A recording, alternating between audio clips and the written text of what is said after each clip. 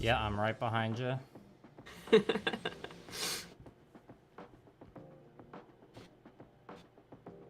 I'm also sending the various links to places. Yep, that's how it be. That's how it be. Got it down to a pretty efficient method now, I think.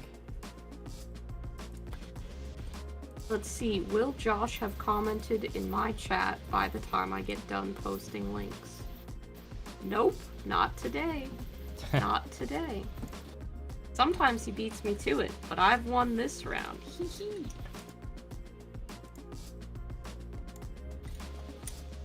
Oh look, I got a ping from your Discord server. I wonder what that... Big old... Your title's way better than mine. My title is like... My titles are usually pretty good. My title is like, I guess it'll just be what I'm building. Because I'm not festive at all. That's descriptive. I have like a whole holiday set going on my channel. Hi Brady, welcome. Welcome to the stream. How's it going? I'm here with Liam from the Millennial Model Mayhem channel. We're both, yes, hello. Both doing projects with big robots. We sure are. I'm gonna lower my slideshow screen in a moment. I'm just putting on my cardigan, but I believe we're both live, so do you want to do your standard intro first, Fiverr, and then I'll go? Yeah, that's cool. Hi guys, I'm Fiverr. I use they them pronouns. I make the channel Sugar Candy Miniatures. That didn't sound right. I paint on YouTube, and I usually do like Warhammer miniatures with candy themes. Tonight I'm painting a mint chocolate chip ice cream Imperial Knight that I'm trying to finish before Christmas. Nice. I'm Liam, Millennial Model Mayhem, he, him. I needed a little bit of a break from the painting I was doing this week, so thought I'd have a nice fun co-stream with Fiverr, and I build this model kit I've been waiting on for a while.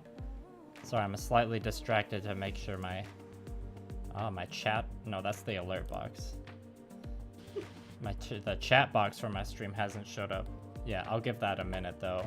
But okay. Hello, Bo, Mango, Go Moo, and Bahamut, Bohamut. Friendly reminder, everybody, you can watch both of our streams at the same time and then just mute one of the audios. And, you know, 2 streams is better than 1. Not much else to say there. Yeah, absolutely.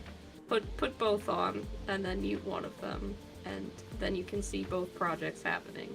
Because we still haven't figured out, or maybe we've just decided not to try and get both cameras working. I don't know. For whatever reason, this is just how we're streaming right now. Yeah, I just thought that's a problem for next year. Yep, at this point. Pretty much. Hi, Keegan. Hi, Spakiko. Unlike my usual stream, I'll be responding to chat a little bit less, because I'll be talking with Liam. So don't think that I'm ignoring you guys. We just like to shake it up a little bit and sometimes talk to humans instead of just reading chats. Yeah, we go lighter on the chats for the co-streams because, you know, it's, like you said, a way to switch things up every now and then. But you know, the chatting is still very much encouraged. Said apparently they thought I was wearing an apron. I'm not sure if that's because of the shirt I was wearing. But I'm assuming that was before I put the cardigan on. Hopefully it doesn't look like I'm wearing an apron now. And also, hello, Aprons Robert. Are cool. I have a can that I'm gonna crack now, so get ready for that, everybody. That was like a 3 out of 10. I'm sorry, that was not crisp enough. I should have held it closer to the mic. Dang it.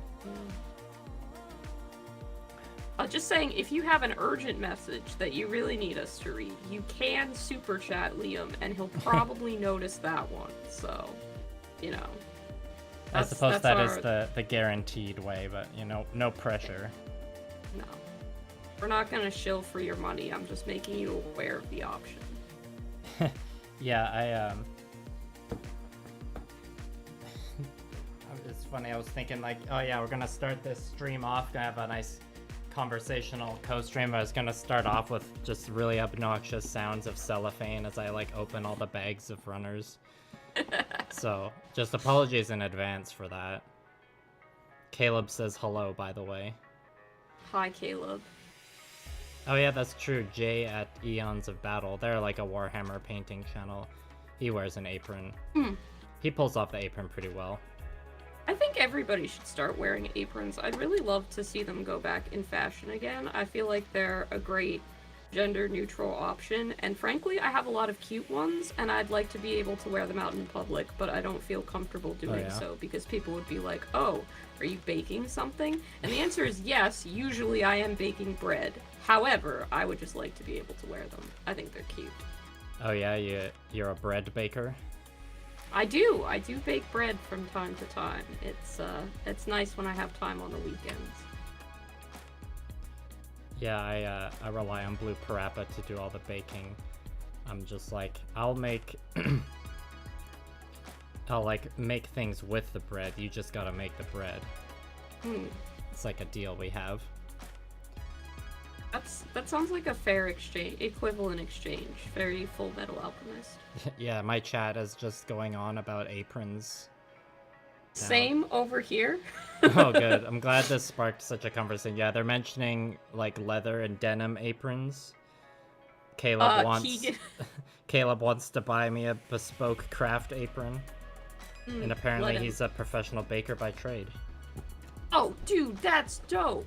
Nice. Can you explain to me how freaking people have the patience to do the fucking thing? What is it called? Where they put a bunch of butter in between layers of dough. I've watched Great British Bake Off enough, but like it's how you make croissants and stuff. Yeah, it's making pastry. There's like a specific term for putting all the butter between all the dough that's escaping me, but like I know what you mean. I could not. It could not be me. Okay, I don't have the strength to flatten a metric fuck ton of butter, and then I also don't have the patience to wait for it. That's the technical term. Flatten a fuck ton of butter. Yeah. Okay, the cellophane noises are gonna start now, so just tell me if it's too loud, everybody. It's like live ASMR, so who knows what's gonna happen. It's the sound of like opening a new pack of cards.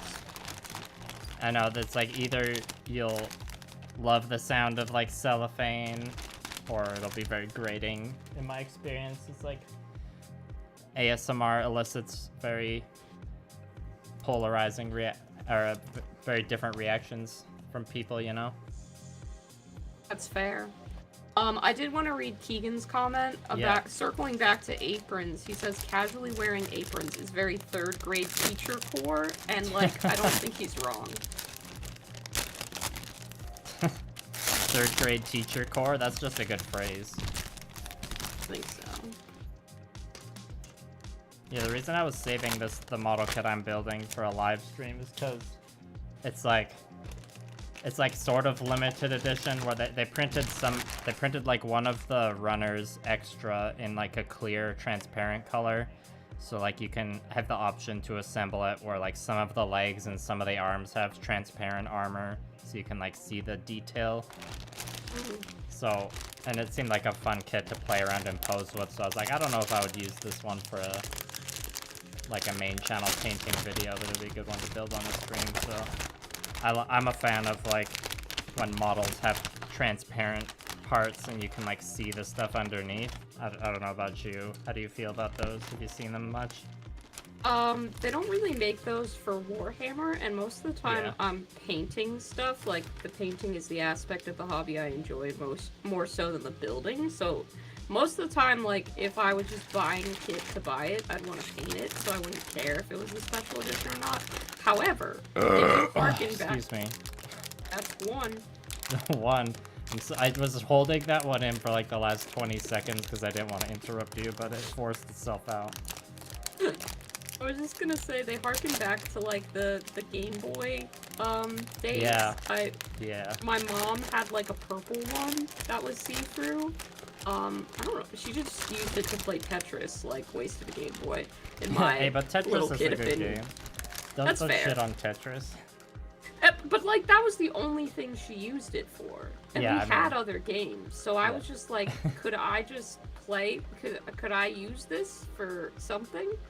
But yeah, I remember it being purple and see-through, which was pretty cool.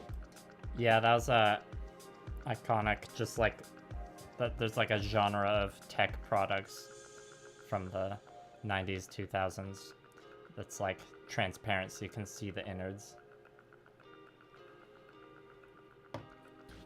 Rawfiend has asked me if this is a candy cane night or a gingerbread house night. Both of those are great guesses. Unfortunately, incorrect. This is a mint chocolate chip night. Specifically, this one is inspired by the Monster Mashed Sundae from Friendly's restaurant. I don't know if they had those in Canada at any point in time. But What's it called? this was the name of the restaurant is Friendly's. Like Friendlies. I don't think so. I've never been to one or seen one that I can remember. okay. They weren't even particularly popular here in the US as far as I'm aware. However, we did have one in my town growing up, and my dad used to always complain about how long it took, so we very rarely went there. But they had this sundae that was mint chocolate chip ice cream, so already my favorite flavor. Like, that was the default flavor it came in.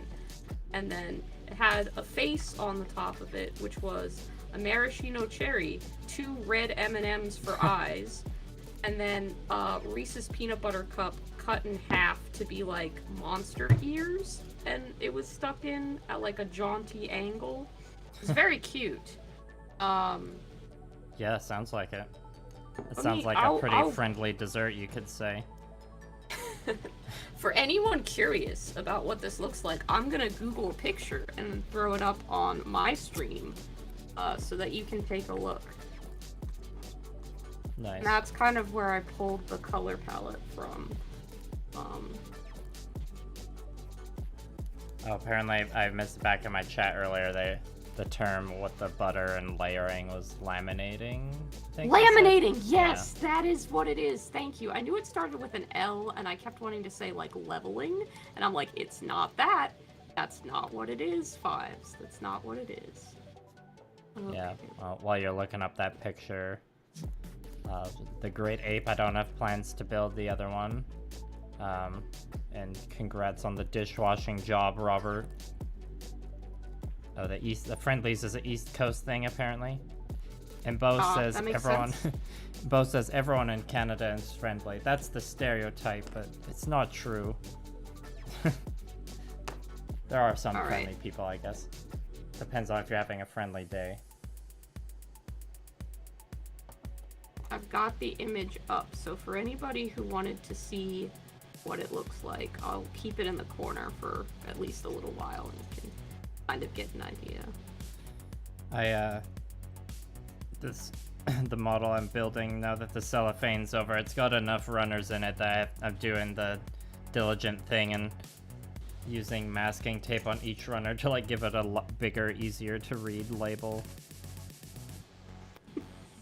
It's like super exciting.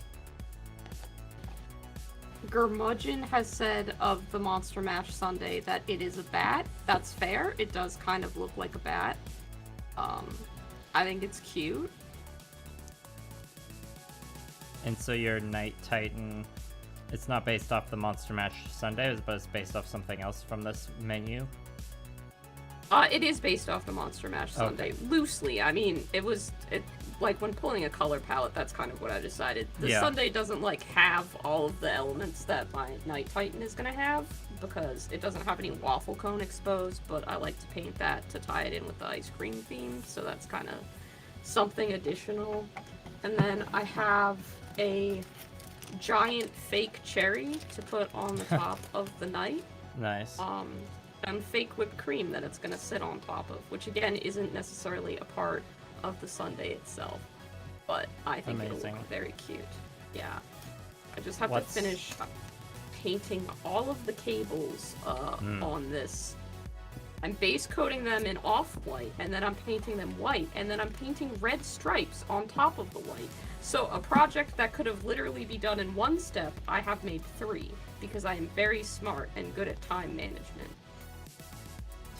Well, if you, where was I going with this? But, like, because you're doing those, like, stripes and stuff, it's really gonna stand out on the table, so it'll be worth it.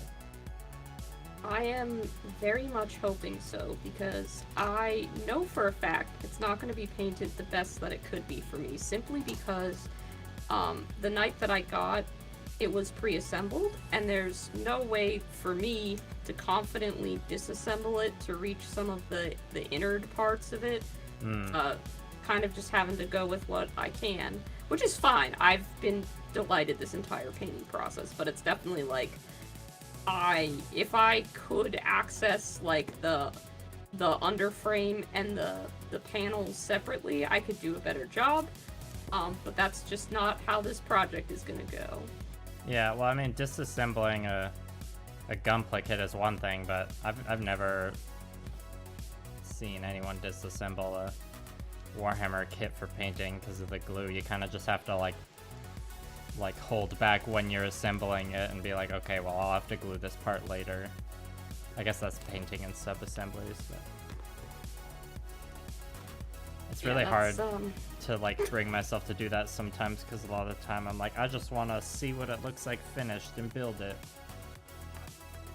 I totally understand that. There's been many, like, it hasn't been as much of a struggle for me as it might have been for somebody who routinely paints in sub-assemblies, because I'm used to just being like, alright, fuck it, I kind of just have to go with whatever here.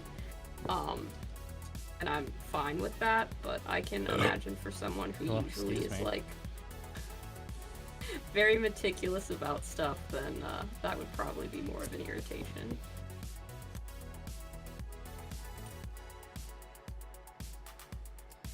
Yeah, and back on your topic of the colors of your Night Titan, I was gonna ask if that's the So-Flat paint. So the mint green is a paint from GW. It's actually my favorite paint that GW makes, hands down. It's Gauss Blaster green, and it's Nice. Perfect. You don't That's a own good, a bottle of that, name. you should buy it because it's mint green, and that's a pretty cool color. And then the only golden So-Flat on this one is the red, actually, because I wanted that to be like a really nice accent and be bright and vibrant, and I mean, that's just what those So-Flat paints do so well, Yeah. so. I mean, I've been enjoying seeing your whips of the Night Titan. The Gauss Blaster green? It's quite a striking color. I think so. That was I had to part put on 3. like I had to put on like 2 or 3 layers for it to get as vibrant as I wanted, just because I think I kind of did a shitty prime job on this model, which is fair. But it kept like having areas that I was like, this could look better, so I just kept painting layer after layer. It got a little bit chunky, but that's okay. Yeah, I can relate to that, like, as someone who's painted plenty of mecha things, I'd say most of the time I have to do at least 2 coats. Like, I was doing a thing today where I was painting the model for a next video and using a new paint, and I was still like, I was trying to remember if like Vallejo, if I've had better coverage experience with Vallejo model color versus game color. Usually they're kind of the same. I think I've had like, yeah, I don't know. I think it's more just like some paints I can like get away with only 1 coat sometimes, but most of the time it's like 2, and then, you know, if it's not a great paint, 3 or 4. Yeah, sometimes it just turns out that you need a million layers to make something look good. That's the I'm brush really paint hoping in life. really hoping to be finished with these cables tonight. That way I can actually start doing like the shading and highlighting that I need to do before figuring out how to do all the freehands that I'm still gonna need to do on this. It's getting dense with details, frankly, and it's a little concerning. Yeah, but yeah, the freehanding part's your favorite, right?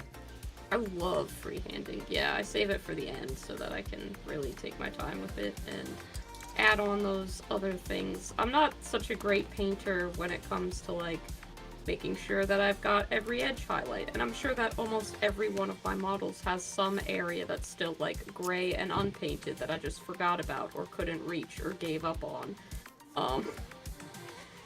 It's like a secret fear of mine that on every model there's just gray somewhere that I totally overlooked. And I feel like I compensate with that by just putting a bunch of patterns everywhere. And I used to feel bad about that. I was talking to my friend Adam about this, and he was like, that's just... But like, drawing attention away from the things that you don't feel as confident about, surely that is part of being an artist, to just enhance the parts that are good. And I was like, how dare you fucking say something so sensible that actually makes sense, and is 100% what artists do, which is just enhance the parts of their art that they're confident about to draw attention away from the parts that they don't. Like, how dare you have such a revelation and say it so casually? It's horrible. He's always like that. But Yeah, it's I the mean, goddamn truth. I've definitely been there too, of like, or when you say about like, oh, there's probably spots in there that I missed and didn't paint. I think that with both of our styles, they're so like flashy and distracting, it lends to like just be not like worrying too much about that kind of stuff. Yeah, it was very much for a while. I was just like, painting stripes is just a cheap trick to make weak models stronger, and I'm like, actually, it's pretty cool, and I don't think that anymore. Well, Put stripes and checkers everywhere. But also, like, stripes and checkers, I think you're underselling that, or like you're making it sound like it's easy to paint. I have a hard time, or like I haven't painted many striped and checkered things in my painting over the years, because it's like, it's hard to paint straight lines for me, I guess. Oh, bro, I don't know that any of my lines are straight. There's not a lot straight about me, and certainly I have a lot of wavy lines. It's just making it look right on that model at that time. That was a good pun. Which, I know, I can't resist. You set me up, okay? I didn't, it was like an accidental setup too. But I'm glad we got there. Yep. Hello, Josh. Hello, Atomic Topher. Hello, Gurmudgeon. Hello, Evil Ano. Hello, everybody watching. Thank you for joining us. Yes, hello to my chat too. I'm sorry I haven't caught it. Looks like they're having a nice conversation about things with themselves. That's good. Love to see it. That's adorable. I love that.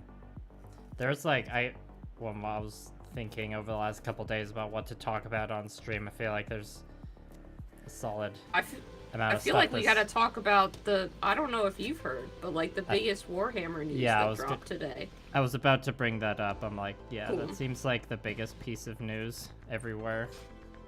With Henry Every Cavill. channel's making, like, I don't know how people are making 20-minute videos about this. Shout out to like Luton09 and Auspex Tactics and Discourse Miniatures, who are all like, you know what? We can talk about how the fact that no details of this announcement got announced for a good solid video length. I'm impressed. That's how the YouTube like, ecosystem works, I guess. It's basically like, all they're doing is stating the details in the article, and that is somehow being made into enough speculative, like, ooh, what's gonna happen, that you watch the whole video. I'm impressed. Legitimately impressed. Yeah.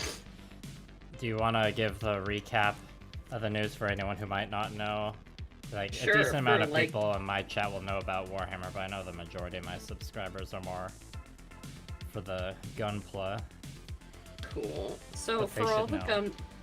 Gunpla fans out there, Warhammer's never really had like a big TV series and or film or anything like that. Like, y'all got lucky with the fact that Evangelion is just like everywhere, and you had like 60 Gundam shows before that. Warhammer has some video games of varying quality, and Warhammer Plus, which 4 people subscribe to and say that the originals aren't very good there anyway. So today, noted Warhammer fan and actor Henry Cavill, who I actually learned today, disturbing fact, dated a 19-year-old. That's cringe. Yeah, and why do all the celebrities gotta do stuff like that? Yeah, I don't know how I feel about that. But I feel like if I'm gonna talk about this show in a celebratory fashion, I need to call attention to how weird that is for just a second. We're not gonna keep the focus there, but like, you know, consume your content mindfully. Anyway, beware of celebrity worship. Yeah. Don't meet your heroes. They might not be that great. Except for me and Fiverr, we're awesome. We're cool. I've never dated a 19-year-old when I was 33, partially because I've never been 33, and also partially because, ew, gross. But anyway, he announced that he signed a deal with GW and Amazon to begin producing a Warhammer TV series that he will also star in, which is pretty cool. He says he's going to be keeping it accurate to the lore, which hopefully for me, a fan of Warhammer and also blood and gore, will mean a lot of cool fight scenes. We have literally 0 details on what the series will be about other than Warhammer, which could go in any of 5 billion directions. But that's a pretty big announcement. And it was, like, corroborated, essentially, by GW posting a link to it, so it's not just, like, him saying it's a project he wants to do. It seems like this is actually happening. Yeah, It will not be on Warhammer Plus, Atomic Topher. This will be on Amazon. So, you already know that I won't be watching it because I am a long-time anti-Amazon consumer. I'm interested to see where it goes, and I may find it on a source that isn't Amazon someday, but I will not be giving Jeff Bezos money for this. Fair enough. Yeah, I haven't watched any, like, of those type of YouTube videos you were talking about. I think, yeah, I saw like one post or two speculating and be like, oh, is it gonna be that like Eisenhorn movie or whatever that was teased years ago or something? But I haven't like paid too much attention to it because I'm like, well, this is coming out in 2024. Like, for me, it's just like, okay, well, I'll just await the next announcement then. I don't think, you know what, I'm gonna speak it into existence. I don't think that's gonna be a 2024 thing. I think it's gonna be a 2025 that gets delayed till 2027 thing. So I think maybe in a few years we'll get something. Because I feel like they're underestimating the amount of detail that they're gonna need to put into this, and considering they don't have a writer or director attached, they're gonna need to actually write a script. And figure out what they're making. So it's gonna be a while. I'm gonna throw it out there because I've a completely separate tangent, but my friends have been getting me to watch playthroughs of Five Nights at Freddy's, and I've just like, that's a whole other universe of crazy bullshit that I'm not going to talk about because it's confusing as fuck. But, like, apparently there's supposed to have been a FNAF movie, and I'm going to predict into the world that we're going to get that FNAF movie before we get the Warhammer series. I firmly believe that will happen. And I don't know that either of those are actually going to get made in my lifetime. When was the FNAF movie, like, supposed to come out? Like, when they announced it, when did they say it was gonna come out? Well, I think they announced it in, like, and I'm bad with numbers, so if there's somebody who happens to be a FNAF stan in the chat and knows the exact details, I will happily take their word for it. But I think it was announced in like 2017 and was supposed to come out in 2021. But I think as of 2021 they announced that they were still in pre-production, so yeah, we'll see about that. Yeah, I mean, when it comes to these things, I usually take the opinion of, like, take as long as you need. It'll come out, or, like, let it, like, please release it when it's, like, ready. Don't when rush it's ready, that. yeah. No, I agree on that. I'd much rather they just keep delaying things to make something that they're proud of, as opposed to putting their employees, staff, and production in, like, a seriously dangerous crunch time. Yeah, I'm very anti-crunch. I think I didn't realize for the longest time that that's why so many things were bad. It wasn't because the people who made them didn't care, it was because they literally did not have time to fix all of the issues due to crunch. And they had to just kind of cut corners where they could, because there was no other option. And I'm like, I don't do my best work if I'm having a bad day, let alone if I'm having a 12-hour day and I know that the rest of the week is all 16-hour days ahead of me. Like, you cannot do your best work under those conditions. You just can't. Mm-hmm. And I was also going to bring up in the vein of, like, 40K things that when you're talking about, like, video games of varying quality. One that came out recently that was very good quality was Dark Tide, and that one they actually delayed the release of it because it wasn't ready, which was, like, you know, should be standard practice, but a lot of games take the opposite route these days of, like, let's just let everyone buy it at full price and then we'll fix it later with patches. Yeah, I agree. I played Dark Tide with Ghost Bear the other day, actually, in your Discord. Nice. We couldn't win a mission, but we had fun. I'd love to get on the Dark Tide gang, but I think that my laptop would die. I might try it anyway, just to see what happens, but I'm not sure that I would be an asset to the team. Even if it does work, I wouldn't be an asset to the team. I would be a liability, but I feel like it would be really fun to play with a bunch of people from the Discord. Yeah, I mean, and I have it uninstalled on my computer right now, you know, to make sure I actually get the stuff done that I need to get done. But I was a big fan of Vermintide, played a lot of that, so as soon as Dark Tide was announced, I was like, oh yeah, this developer is probably going to do a very good job, and they did. The attention to detail is immaculate. Everything is, like, quite gloriously grimdark. It's awesome. I've officially started clipping pieces out, so I don't know how those clacks sound to everybody. Or if you can hear them. Pretty quiet on my end, but I'm sure that it's fine.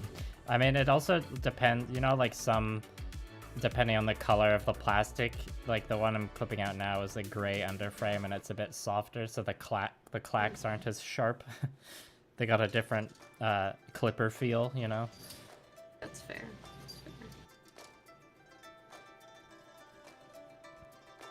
Yeah, I don't have any of that self-control. If I'm gonna, like, get addicted to a video game or fall into a YouTube void, it's just gonna happen. I'm like, oh, something for my brain to do after work. This is fine.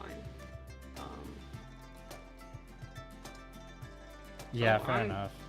I'm pretty in awe of your ability to just be like, you know what, I'm gonna delete this download so that I can get work done. Like, when Elden Ring came out, I literally did nothing but play Elden Ring for, like, 5 days straight, at least. I would go to work the moment work ended, and also on my lunch breaks.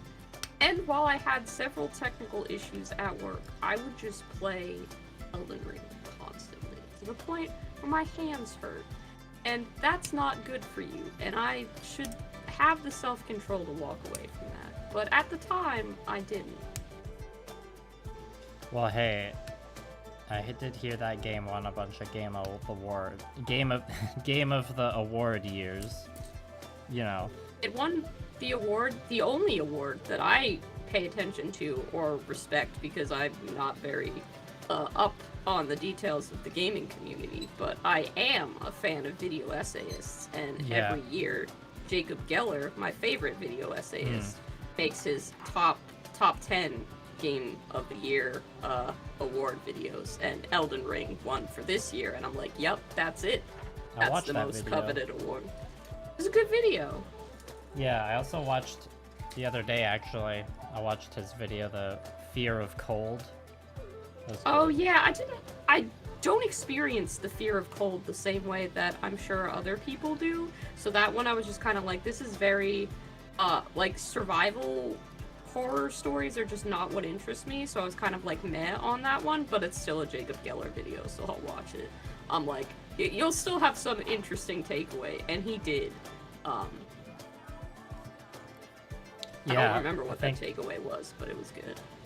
I know Blue Parappa had like watched a decent amount of Jacob Geller before, but I had never like watched any before until it was probably like our first co-stream. Actually, you sent me some of his videos, and now I'm officially a Jacob Geller enjoyer, so that's your fault. So thanks. As you should be. Yeah. I mean, you've gotten me into way worse things like JoJo's Bizarre Adventure stuff. Yeah, you got me. You gave me a recommendation for like good media.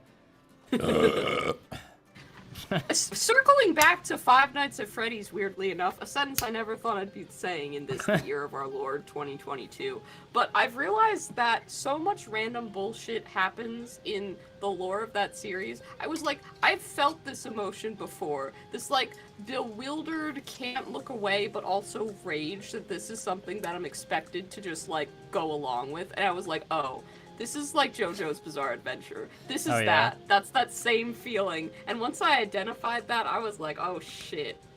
It's actually kind of a fun conclusion to have drawn. Well, goddamn. I guess I'm just gonna keep finding the animes that you recommend to me and matching them up with their video game equivalents.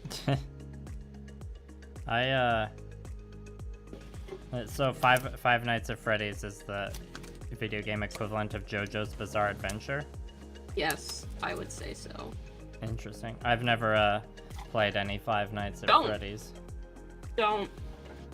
I fell down this hole, so you don't have to. Okay. I can't recommend it. I just needed something to put on the TV while I painted this night. And that's where I was at in my life, so yeah. I haven't actually played any of the games, which might make a difference, to be fair. But trying to understand them was a lot of, like, trying to understand JoJo's Bizarre Adventure. More so in terms of, like, amount of characters and random shit that happens, less so in, like, the extremely buff anime dudes kind of way. Yeah. Unless maybe if you're a furry. I assume there's gotta be a lot of crossover between fans of Five Nights at Freddy's and furries, so, you know, that speaks to a different audience than myself. I got some entertaining people in my chat. Or Stefano's saying it's nice to see me taking my time instead of clacking all the pieces out with superhuman speed like I do in my videos. And yeah, Caleb is also just like, clacks, but then Emperor Kiva is like, did you say JoJo? We did. So crossover appeal in our streams for JoJo, I'm guessing, or like, in your Discord, are there any like fervent JoJo fans? I don't think so. At least it's not as far as I'm aware. But Atomic Topher did say that the only crunch that they support is the Captain, as in Captain Crunch the cereal, and I think that's a very clever comment. Where do you rank Captain Crunch in terms of cereals? Excellent question. You couldn't have asked a more appropriate person this, because I have a lot of thoughts on breakfast cereals. I knew you would. I'm a big fan of like the Count Chocula, Frankenberry, Booberry characters. I have little figurines of them somewhere actually, and for a while I was collecting other cereal mascot figures because that was just a big interest of mine, I guess, as a kid. I really liked the cereals with cartoons on them. Fair enough. I would say Captain Crunch in and of itself is like a 4 out of 10. The Captain Crunch with Crunch Berries in it, however, is like a 6 out of 10. And I do this weird thing, I don't know, people don't do this normally, but I prefer to eat cereal dry. I don't like soggy textures in my food, so... Right. Captain So you Crunch eat it like a snack, like chips, kinda. I mean, I would pour it in a bowl and eat it with a spoon just because that's what everybody else did, but there'd just be no milk in the bowl. I feel like with certain cereals, that's like you just asking to have your mouth shredded up, though. Like I remember the first time I ate, was it corn pops? Even like eating them with milk, I remember afterwards, like the whole day, being like, my mouth is just shredded. But like, I didn't get to eat a ton of sugary cereal growing up. That's a shame. It's a delight. It doesn't hit the same as an adult, I gotta be honest. Yeah. But that's why Captain Crunch ranks so low, because it would absolutely tear the crap out of your mouth. Peanut butter Captain Crunch is very good. I would put that at a 6 out of 10 as well. Again, there's the tearing of the mouth issue, but that one doesn't rely on crunch berries to kind of be its gimmick. Peanut butter is just a good cereal flavor. Bo says peanut butter crunch is 11 out of 10, and then Kalinas followed up with Captain Crunch is like eating broken glass. It is, yes. It very much is. It's very, very crunchy. And I could see how if I was the kind of person who liked milk with my cereal, that peanut butter crunch could easily be an 11 out of 10. Nice. Oh. I think Fruity Pebbles is probably like my favorite cereal to just eat. If I'm going for sugary, it's colorful. The mascots are kind of lame, just being Flintstones characters, but the taste, delicious. The texture, great. I love it. And you can make it into Rainbow Road Bricks by using a Rice Krispie recipe, but using Fruity Pebbles instead. And I had a friend in school that used to bring those in every now and again. They knew I liked them, and they would give me Rainbow Road Bricks just randomly. And that's a good memory from high school. Oh yeah, I've definitely been to a potluck or something before where someone brought those. It's Stefano in my chat apparently has a hybrid style to yours where they just pour only like 1 or 2 spoons of cold milk on top of their like small bowl of cereal. It's like just a little bit of moisture because they don't like soggy cereals apparently. It's fair. I would also like I'd have a glass of milk with my cereal. I just did not want the two to I didn't want the cereal to get soggy. Nowadays I eat really boring cereal. I like cornflakes with cut up banana in it. I mean, I hate bananas, but I like the cornflakes part. Bananas are disgusting. That's the hill I'm gonna die on. Bananas are delicious. No. This is our first big disagreement. What the fuck is wrong with you? Yeah. No, that I know it's like my like I said, the hill I'm gonna die on. Fuck bananas. They're gross. Wow. Time to cancel Liam. I will said something. Yep. I will, however, enjoy banana bread occasionally because that's, I don't know, that's different. That's like eating cake. It has like a very, very subtle banana flavor. And yes, I'm a hypocrite, so. It's fair. You don't have to be perfect. I'm not expecting that. Yeah, the discussion of Henry Cavill's Warhammer project, my chat was like silent, but now that we're talking about cereal, everyone's got a fucking opinion. We don't know what our fucking audience wants. Let's talk about the biggest topic in the wargaming hobby today. They're like, yeah. The cereal though. Cereal wars. Oh man, we got drama. No, we got Caleb's like cinnamon toast crunch crew. Where you at? Nice. A lot of people in favor of bananas in cereal. Josh, his name is Liam. I don't know why you keep calling him Burpee Joe, but Burpee yeah. Joe. Yeah. Josh Wow. has said bananas are good. Burpee Joe is crazy. Guess that's your Joe Star I get the equivalent burpee name part. now. I get the burpee yeah, part. get the burpee part. Where'd the Joe come from? You have become the JoJo Bizarre Adventure.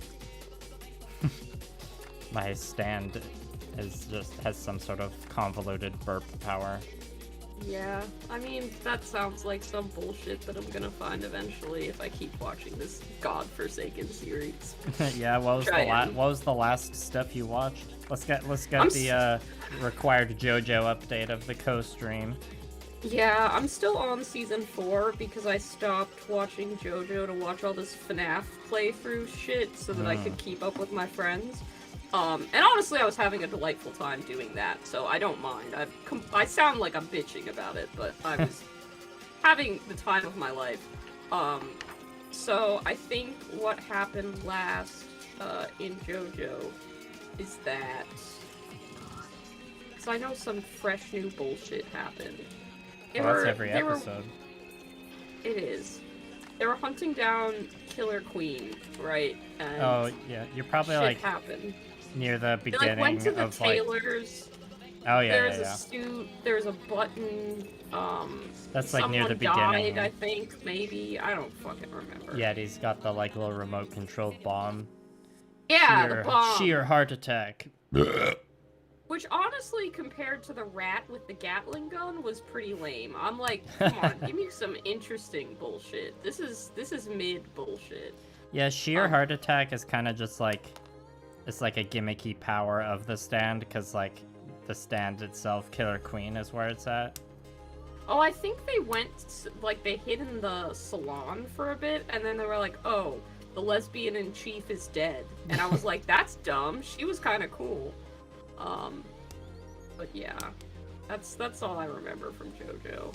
It's been like a week or two since I watched a JoJo episode. Oh, now that we reminded them of Henry Cavill, they're like, oh yeah, he's the nerd boys bromance. Bo wants the Burpee Joe name to stick, and I would not like that to stick, but it's not in my hands anymore. I'm sorry I created a monster.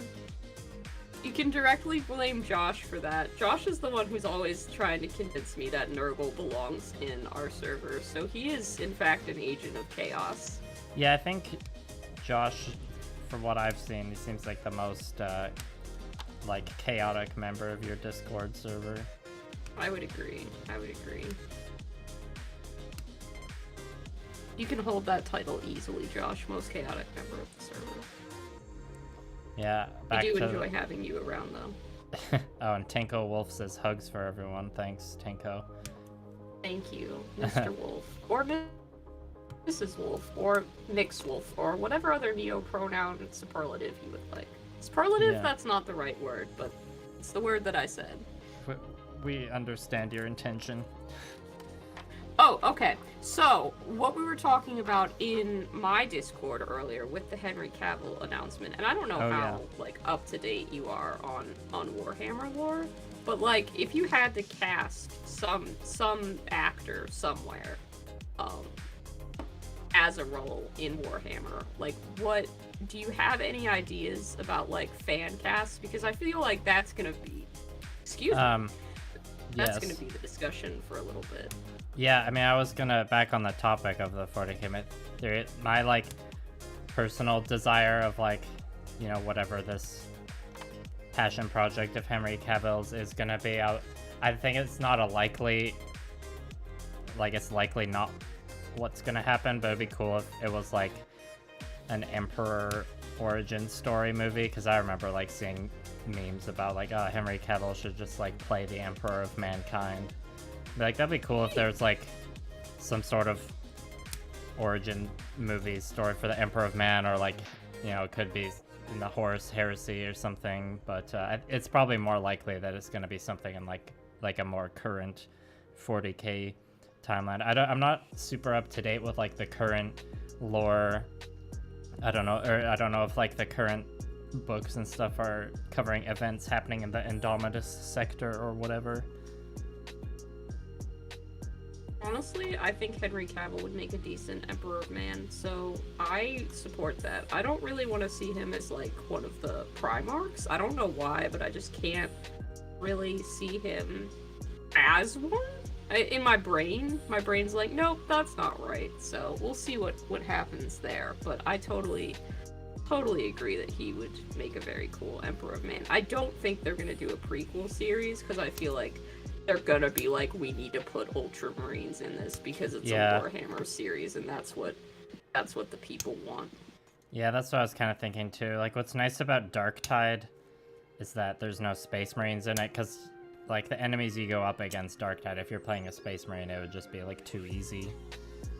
So they're like, they want more of that, like, gritty, grimdark feel, so you have to play as, like, you know, a guardsman or a psyker. But yeah, if it's like, it's Henry Cavill being a 40k movie, it's like, it's highly likely that he's gonna be like a big, beefy Space Marine, and I'm gonna be like, oh, that's how I want to go. I want to be stepped on by Henry Cavill in power armor, am I right? I can't be the only one. That's fair. No, I'm sure you're not alone in that.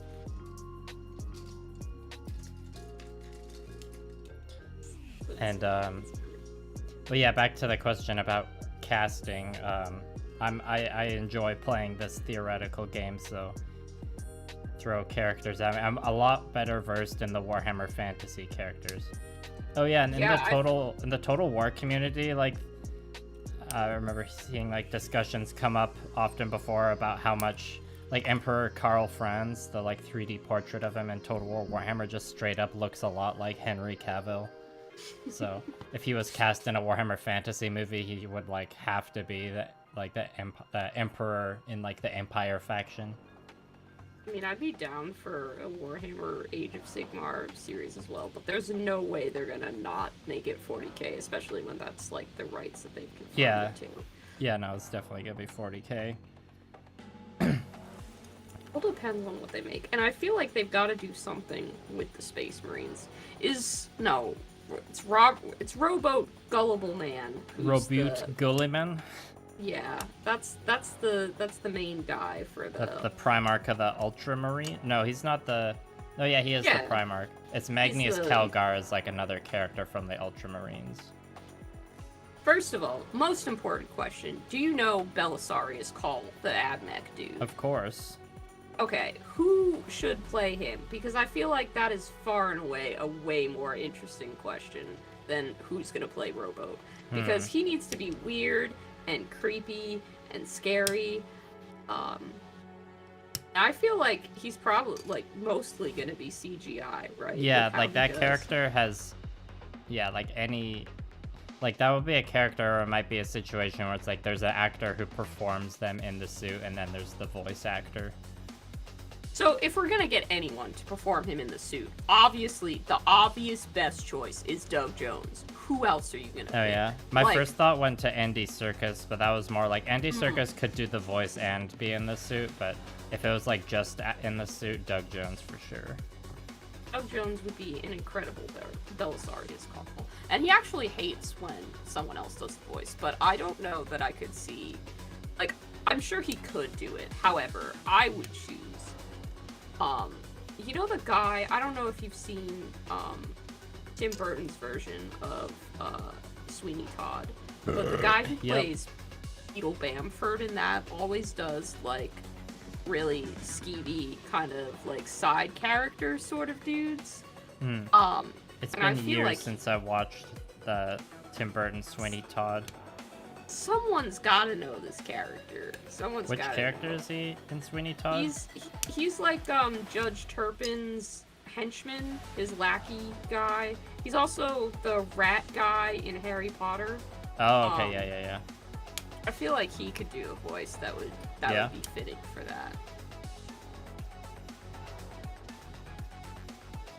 that. Caleb in my chat says Tom Hiddleston is Call.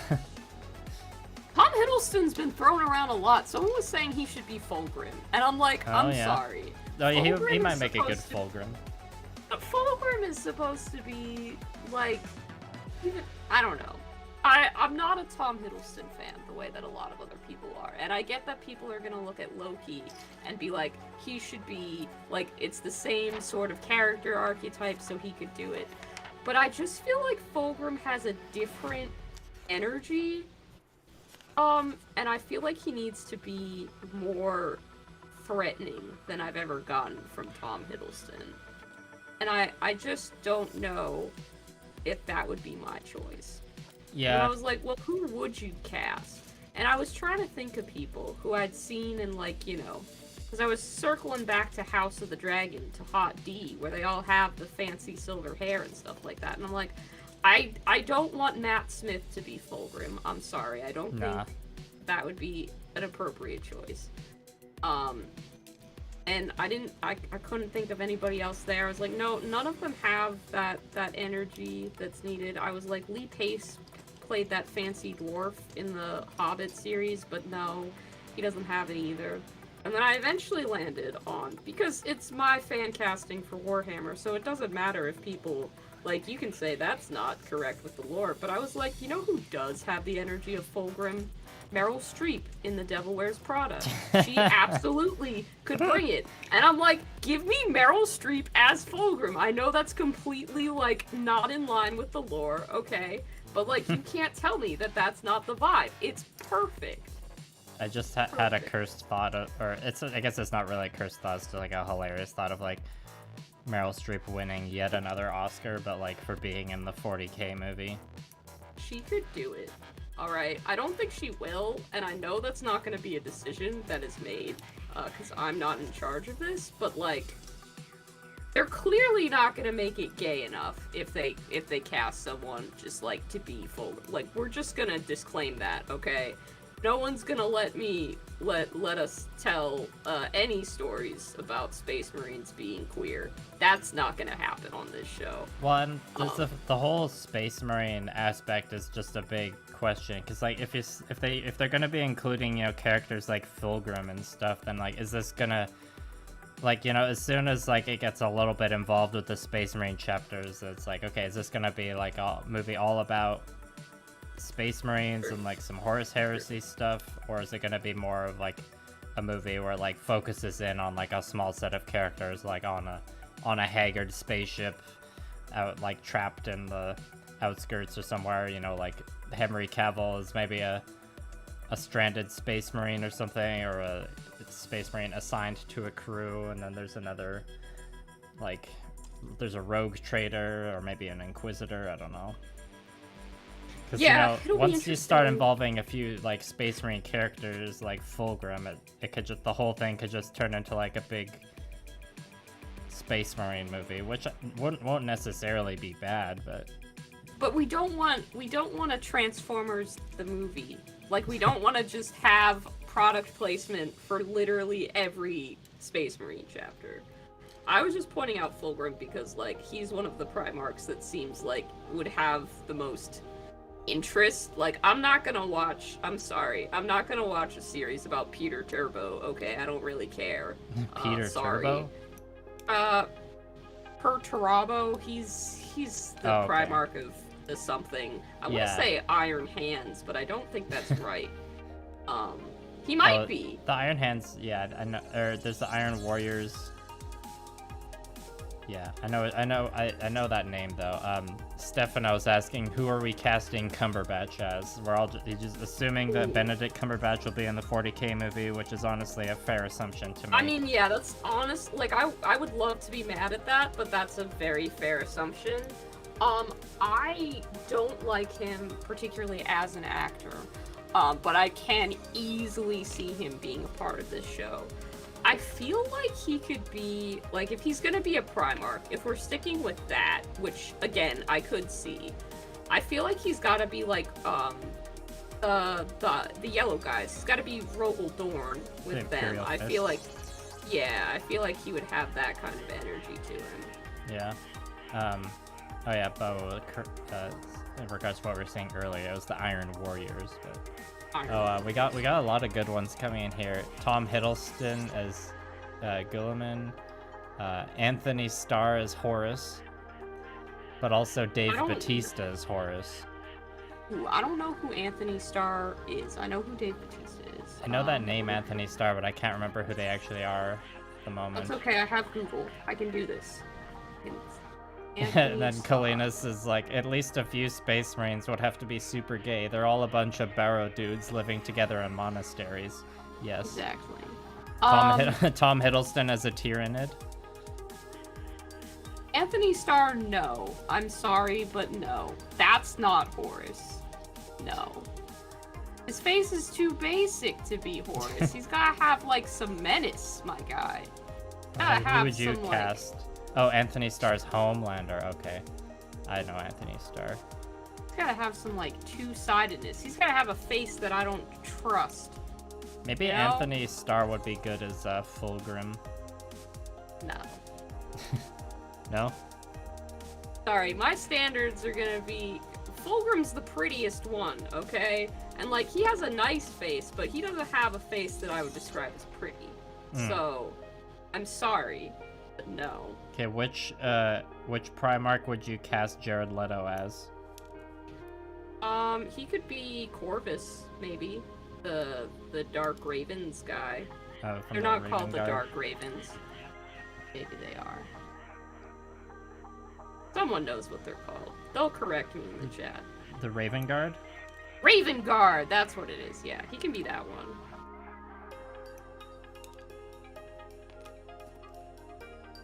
Yeah, now I'm like, I'm really feeling my like lack of 40k knowledge in comparison to fantasy. Or I guess it's like, I feel fairly confident in my 40k knowledge, but it's not a lot of my knowledge is with like named characters. Horus has to be like young and strong and menacing.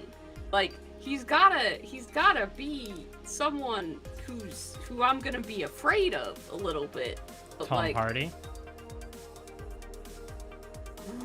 Okay, that's better. Worth considering. Better.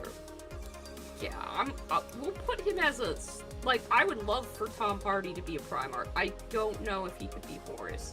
Because I feel like there's something that isn't quite as, like, conniving to the characters that Tom Hardy plays. That could just be because I absolutely adore him as Max in Mad Max too much to see him in, like, a more villainous role. He could definitely be a Primarch, though. Not Sanguinius, because I don't think he could pull off the long blonde hair. But, Michael Fassbender as Sanguinius. I was actually thinking more, like, Chris Hemsworth Thor for Sanguinius, or my personal pick, just because I'd really like him to be in the show, would be Lee Pace as Sanguinius, because I fucking love Lee Pace. Yeah, Lee Pace, they're in Hot D, right? No, Lee Pace is not in Hot D. He's the fancy elf boy in The Hobbit, which is what people best know him from. But Okay. I know him from a smaller film called The Fall, which I adore, directed by Tarsum Singh. If you haven't seen that, you should. It's very much worth your time. Cool. Yeah, I haven't seen that one. But I think he'd be great. He was in Pushing Daisies, which Okay. you may have seen. Alexander Skarsgård. Ooh, okay. Josh, that's a good name to toss out. That's the guy who played Pennywise in the It films, and has been in other stuff, including that one series about vampires and werewolves that was pretty bad. What was that called? True Blood? No, it was not True Blood. It was Vampire. Hemlock Grove. That's Okay. what it was. It's terrible. It's so bad. But yeah, I could see Skarsgård as like one of the Chaos Primarchs. I'm trying to think of like who we've got. Maybe he could be Mortarion. Yeah. That could be cool. Or is it Bill Skarsgård? I don't know which one is which. I'm There's so Alexander Skarsgård, the like older one, I believe, who played Baron Harkonnen in Dune, your favorite movie of last year. Look, we're not going to talk about Dune. They But we are going they to just talk wrapped about filming in part 2. we are going to talk about Jason Momoa because he should play Angron. Yep. Or if we were doing sort of we're going to cast anyone and assume that like a colorblind casting is going to happen essentially. And people won't care if like about the race of the characters, so we could have like, you know, Idris Elba playing Robo Gilliman or something like that. Which will never happen because the fans would fucking riot and it would be obnoxious. But like, yeah, I I'm could not also looking see forward to all the discourse like from now until whenever it comes out.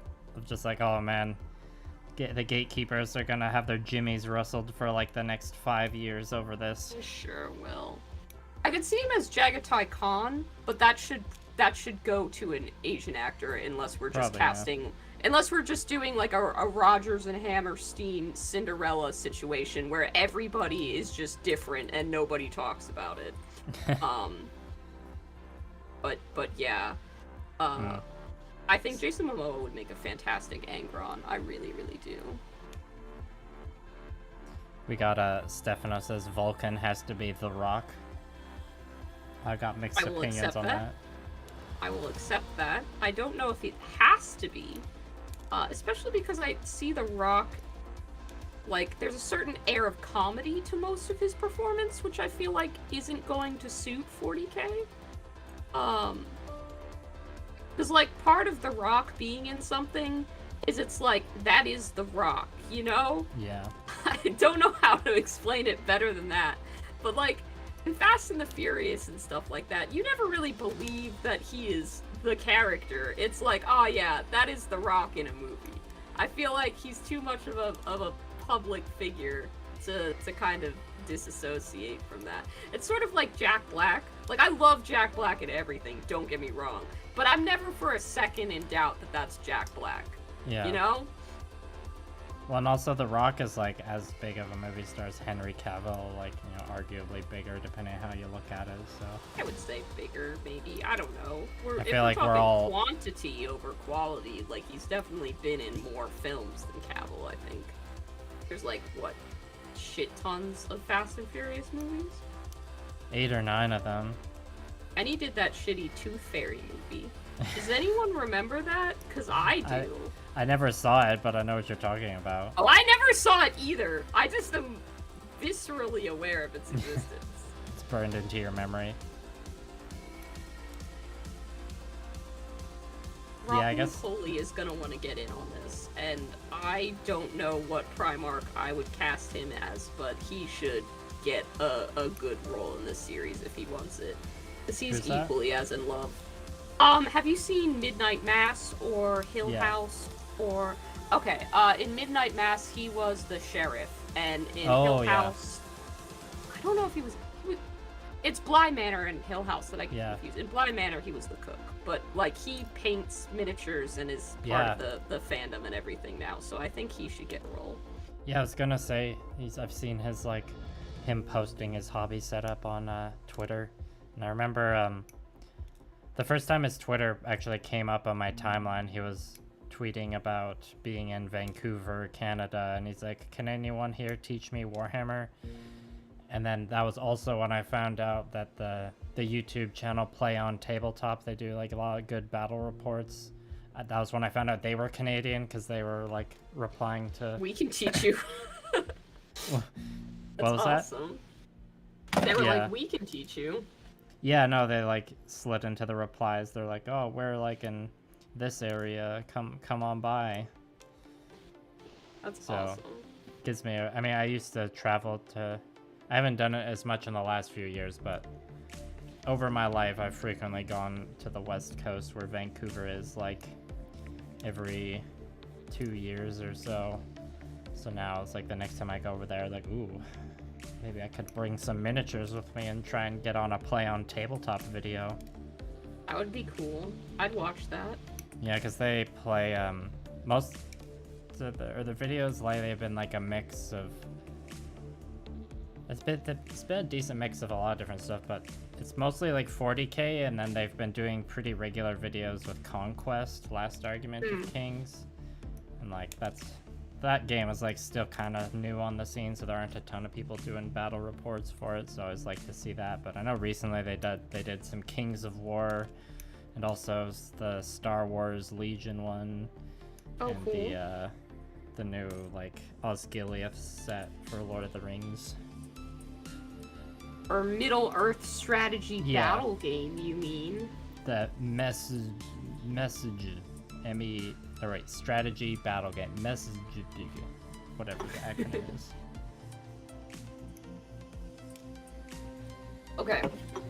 let me throw this out here because I also think that this would go over terribly with the fandom. And I don't know why I keep wanting to cast Fulgrim as a lady. I honestly don't. But Gwendolyn Christie. Oh yeah? As you think? Fulgrim? As Fulgrim. Or honestly as any Primarch, really. She's got the range. I would be down to see that for sure. I would love to see her as a Primarch. We got some good, interesting suggestions to have a in my chat to have a cameo from Duncan Rhodes himself, Sir Two Thin Coats. That would be great. Duncan Especially Rhodes if you just is the see Emperor. him. No, Duncan Rhodes should be like just a random background guy, but he's like repainting a Space Marine armor somewhere. I feel like that would be perfect. Because a lot of cameos, I'm just like, oh man, that's really obvious that that's like a guy doing a thing. But if you put Duncan Rhodes in the background, like painting the big version of a miniature, that would be hilarious and subtle enough that people who like aren't Warhammer stans would never notice. But the people who are constantly gonna be like, look, there's Duncan Rhodes doing the thing. It's like that meme of Leonardo DiCaprio like pointing at the TV. Mm-hmm. Yeah, exactly. For this building stream, I've got a cute little box on my desk that I'm collecting all the forbidden sprinkles in, and I'm being a bit of a contrarian with this build and building the weapons first at the back of the book. So how dare you? So for the harvest of sprinkles, I'm shaking the box here. I don't know if you can hear it. Oh, we can. It's just like a bunch of gray and white nubs so far. Not terribly exciting, but I've clipped out a bunch of pieces, harvested the sprinkles, and now I'm actually gonna like put some of them together. It's taken this long, but one day I'm gonna come to Canada and we're gonna do a project that uses your forbidden sprinkles. I don't know what we're gonna use them for, but I feel like that's where our channels would intersect best, you know? I mean, me and Blue Parappa, we've got our like fancy glass decanter of forbidden sprinkles that we've been building up over the years, and we still haven't decided what to do with them yet, so I've been trying to decide what kind of basing I'm gonna do for this night, and I had the best idea like last stream. You ever eat like in kindergarten or whatever, like dirt pudding, where it's like the pudding cup with crushed up Oreos and gummy worms on it? Yeah. Definitely. I feel like that would be an excellent basing texture for this night. Describe to me how you would pull that off, because I'm assuming you wouldn't just like glue the actual candy down. No. Because you've gone to the trouble of what you bought, like fake whipped cream and a fake cherry, so. So you can buy like fake cake crumbs and also fake cookies. So I get like 2 fake cookies, right, that are like Oreo shaped. And I just cut them like in half or in little fourths, and I kind of have them sticking up out of the ground in various places. You can also just get like cake crumbs, so I get some of those in the same color to just be like the really crushed up Oreos, and use that the same way, like apply an underlayer of like brown dirt basing paste to be the frosting. Scatter your cake crumb fake stuff on top of it for the dirt. Get you a Green Stuff World roller for tentacles. Roll out gummy worms with it. Just make like a ton of gummy worms. Paint like, you know, the one half red, the one half yellow. Put some gloss varnish on them. Stick a couple of them in and out of the dirt like they're crawling through and are giant worms. Slap those cookies on the top. Bam. There it is. Solid. It's very doable. Like a fitting base for that project.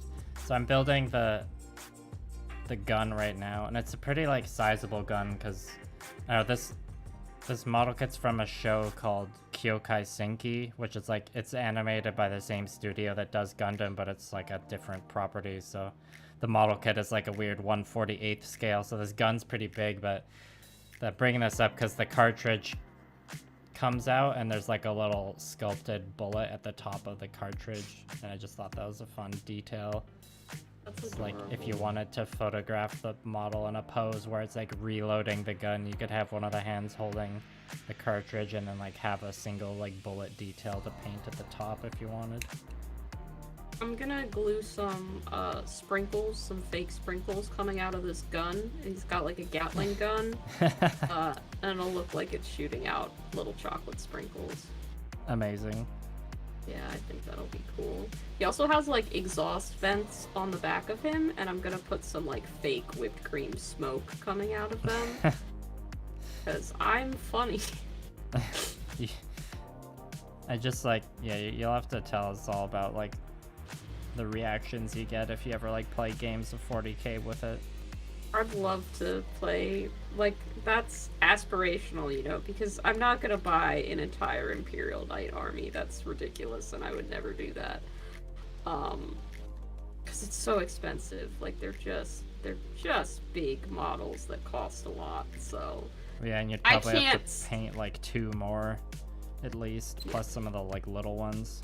Some of the baby ones. I can't see myself buying a new army. That's just not something I would do on an impulse. And anyone who suggests that is crazy. I would never. Never. I would never.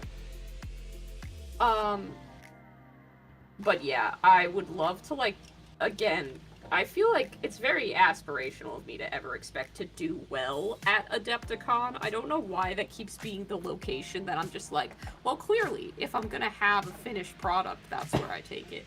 But I'd love to show up to Adepticon with all the fancy players and their lore-accurate armies, and the literal golden demon looming above us, like, and then just be like, oh yeah, this is just desserts, the Imperial Knight, and he is mint chocolate chip fiend. And have people just look at me and be like, what happened in your life to make you this way?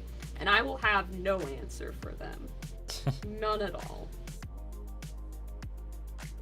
It'll be great. I would be, if I were a 40k player, I would be honored to face off against a knight so majestic. Thank you. I quite love this project. As much as I'm bitching about the amount of detail on occasion, it's all for comedic effect, because there genuinely has not been a moment, except for me being nervous with the very first drop of paint on this miniature, that I have hated any part of the process. I have literally enjoyed everything, and I don't know if it's just the model, or the theme, or the colors, or what, but I have had the most fun painting this of any miniature that I can remember in recent memory. Dang. Yeah. Do you think it's because it's, like, just really big and, like, epic? I don't know what it is. Maybe part of it is because I've like wanted an Imperial Knight basically since I got into Warhammer and saw them. Like, obviously I went with orcs first because that's just the choice that you make. But like, I always did think that these were really cool, and then people were like, yeah, but only millionaires play Imperial Knights because, you know, the army's the most expensive one to collect. And so I was like, yeah, I'm probably just never gonna paint one. But if I did, like, I had all these ideas for it. So to have this one gifted to me was really, really cool. And I don't know. Part of it's just I picked a color scheme that I know really well. Like, I've painted stuff mint chocolate chip before. I've done pretty much all of these patterns before, so I'm really familiar with them. It just feels like a really good chance to do essentially a showcase of my personal painting style at its best, so that when people are like, what kind of miniatures do you paint, I can show them the epitome of that. And I think working on a project that's really kind of definitive of your style can be very, very, very fulfilling. Like, I'm not doing this for anyone else or because I think it will be a good content idea. Like, I'm gonna make a video about it, but I don't really care if it performs well, because I really like painting this knight this way. And I think that's important. I don't know. It's just been my favorite thing that I've worked on. The, like, yeah, even if the video isn't like your best performing one, if it's like a model that you are just super happy with, that makes sense. I've definitely felt similar before. I'm trying to think of it. And it's also like, I've been, usually when I'm doing a video about something, I try to keep it like a secret and not post a ton of like work in progress shots because I'm just like I want the impact of it to be like cool in the final video and stuff. Yeah. I've been posting tons of work in progress photos of this because I just want people to see it. I just like it so much.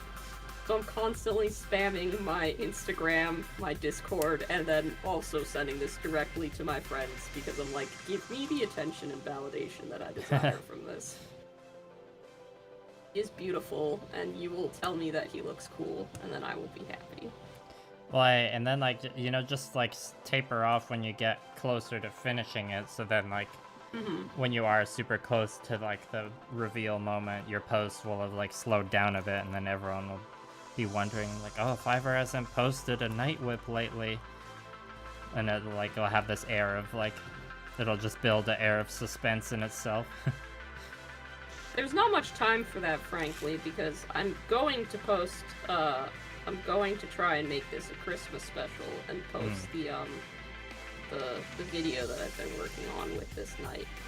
I may just, like, you know, have it finished for the video, so to speak, and then if I want to come back and, like, add stuff to it, I can, which I'm gonna just say is a totally legitimate way for me to paint one of my favorite miniatures, and anyone who's gonna be mean about that can just go be mean elsewhere. I'll just not listen to them.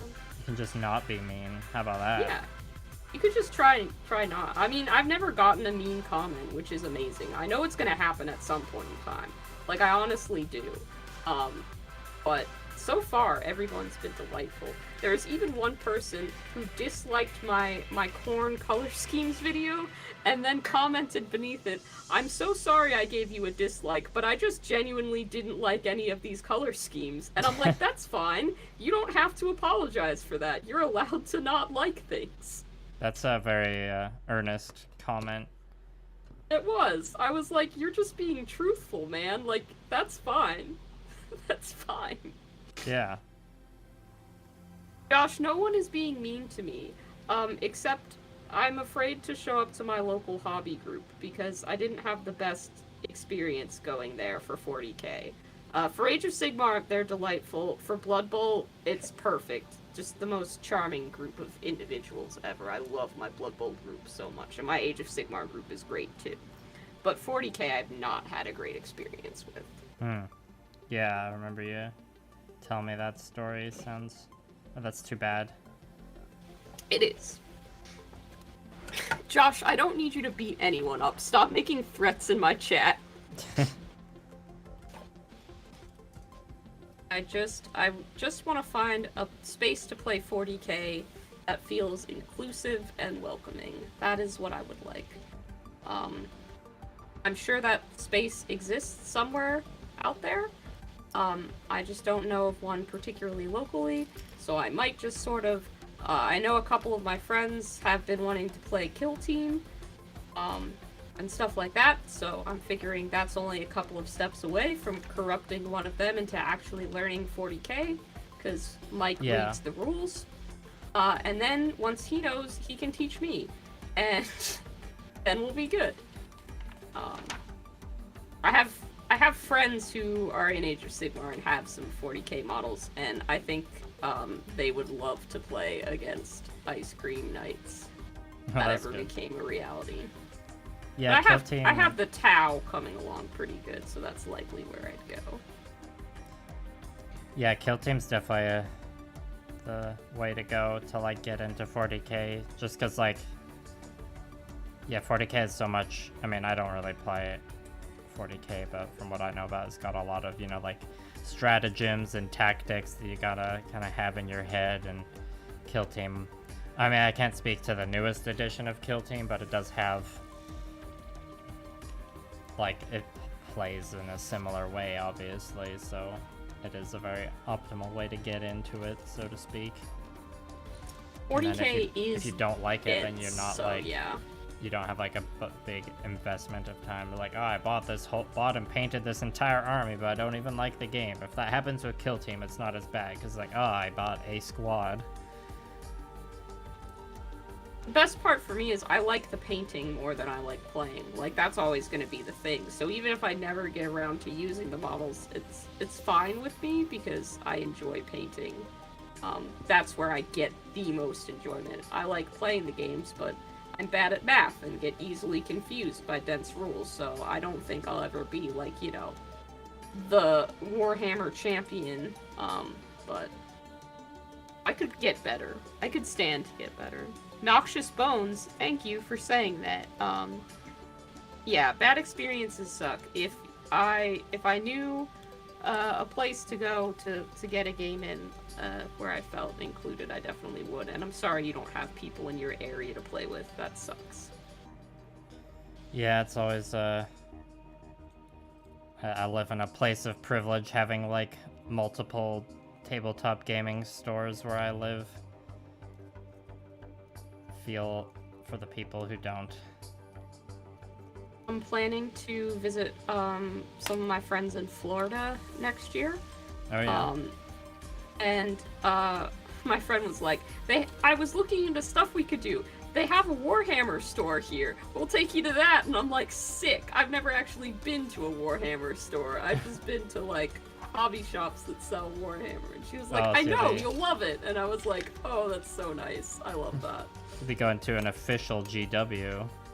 Yeah, they're gonna sell me a million things, and I'm gonna walk out of there way, way poorer than I went in. Walk out of there like, whoopsie.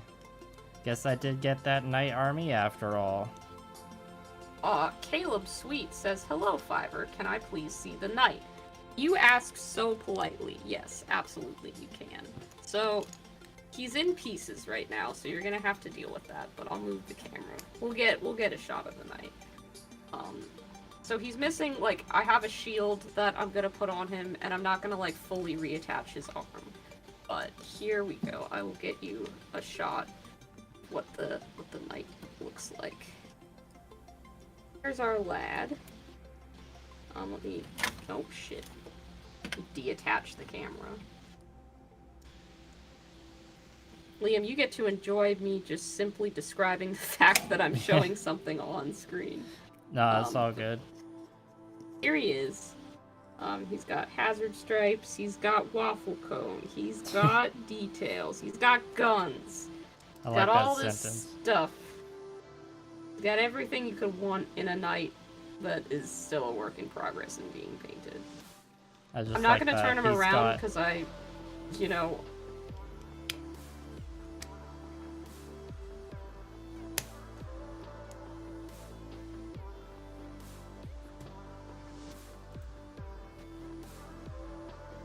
I enjoyed that. Sorry, I interrupted you there. Yeah, I'm all done now. You can talk again, Liam. I was just saying I enjoyed that. He's got hazard stripes, he's got waffle cones. Yep. That is a sentence that only a select few hobbyists can really say, and I'm definitely one of those few. Back on the topic of the 40K movie, I'm not as good as I thought I would be at speculating on the casting, but who do you think the main, like, bad guy, like, what bad guy faction is Henry Cavill gonna be fighting? Is it gonna be, like, orcs, Tyranids, chaos, Necrons? Like, they'll be, like, or will it be all of them? Will it just be an absolute clusterfuck? Okay, it's not gonna be all of them, because, like, you gotta, like, the show has a budget. That's the thing. The show has a budget, and a lot of these are gonna be special effects heavy, which costs money, so they're not gonna do them. I think, like, okay, what do I want? What would I like to see? Orcs, obviously. That's the correct choice. Yeah. Will I see orcs? No, because they're not gonna be able to balance the, like, grim dark tone of the show with throwing in it's a very orcs. hard tone to balance. It's gonna be too much for new fans. What I think they will do is they will either go with something like Necrons, because you can make a bunch of the same thing, essentially, and people are gonna look at that and go, oh, evil alien, like, I understand what that is. Yeah. Or they're gonna just do, like, Chaos Space Marines, because it's just the same thing in a different color with some more spikes. Yeah, I feel like the most likely ones are like Necrons, Tyranids, or Chaos Space Marines.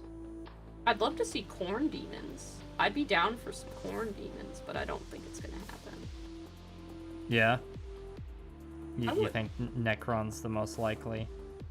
I think Chaos Space Marines is the most likely. Okay. I would prefer Necrons. Like, I don't want it to just be Warhammer Space Marine, but I feel like it's gonna be... Like, I mean, I'm going with... Because this is their first foray into television, right? And you want a hit. So you want to make sure that you get the stuff that is proven to sell, essentially. And they sell a lot of Space Marines, so they're probably gonna go with Space Marines. It's true. Also, I feel like the more serious in tone Black Library content that they can pull from is kind of like Space Marine versus it's all the brother versus brother kind of shit. Yeah, but like that's all Horus Heresy. So it's like, are they gonna do Horus Heresy or no? I don't know. I get all the timelines mixed up. Like I said, I'm shitty with numbers, so it's hard for me to remember, and I haven't read that many Black Library novels. Most of the Black Library I've read is the like fantasy stuff. Who would you cast as Manfred von Karstein? My favorite. That's a good one. Warhammer fantasy character. He's the best. Maybe like Ray Fiennes. Okay. Or like Stellan Skarsgård, or Mads Mikkelsen maybe. Oh my god, yes! That would be great. I'd love to see Mads Mikkelsen as Manfred. Yeah. And there's also, when I said like the 3D model for Emperor Karl Franz, a lot of people just say it looks exactly like Henry Cavill. People say the same thing about Teclis, the like high elf wizard looking like Benedict Cumberbatch.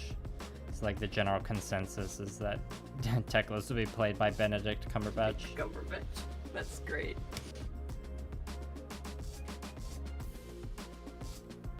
Caleb had said beautiful minty goodness in regards to my knight, and then Persephone said, God, he's so clean. Persephone, he is not. I wish that were true. That is a lie. I've done my best to keep him clean, but he is so flawed in so many places. It's just my camera isn't good enough to pick that up. So please continue to believe that, but know in my heart of hearts that is a fabrication that I dearly wish were true, but unfortunately is not.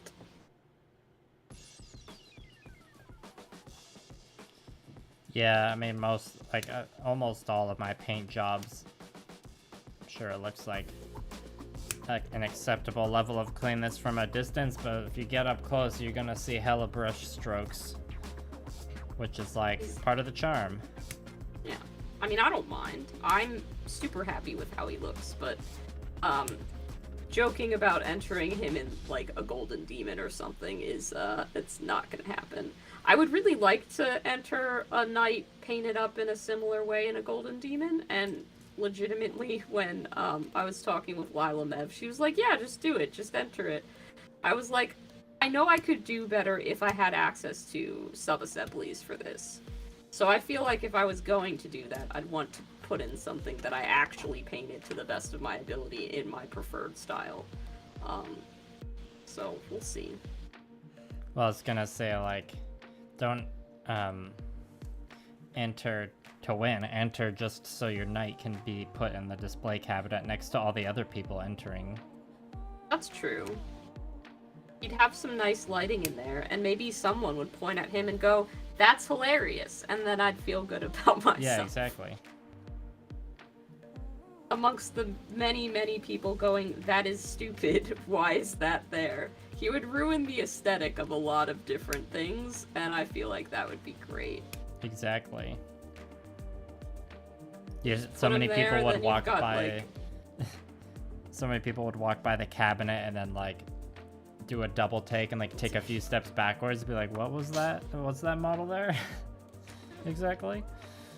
It would be great too, because a lot of like the main hobbyists and bigger channels are there. And I remember distinctly talking with Miniac last year, and I was struggling to find a photo on Instagram of some of my work because I had like a bunch of other stuff on there. I eventually did, and he said nice things about it. But I'd love to be able to next year, because I don't think he's going to remember me in particular, which is completely understandable, and I'm not expecting him to. But if he asked me what kind of stuff I would paint, then I could just go, did you see that ice cream night in the Golden Demon cabinet? Yeah, that one's mine. That was you? Yep. Yeah, that'd be pretty... be pretty epic. Also, good flex there, being like, I talked to Maniac in real life. I did. I had lunch with him, in fact. I had lunch with him, yeah, we were and hanging out with Brent. John, and a bunch of other people. It was fun.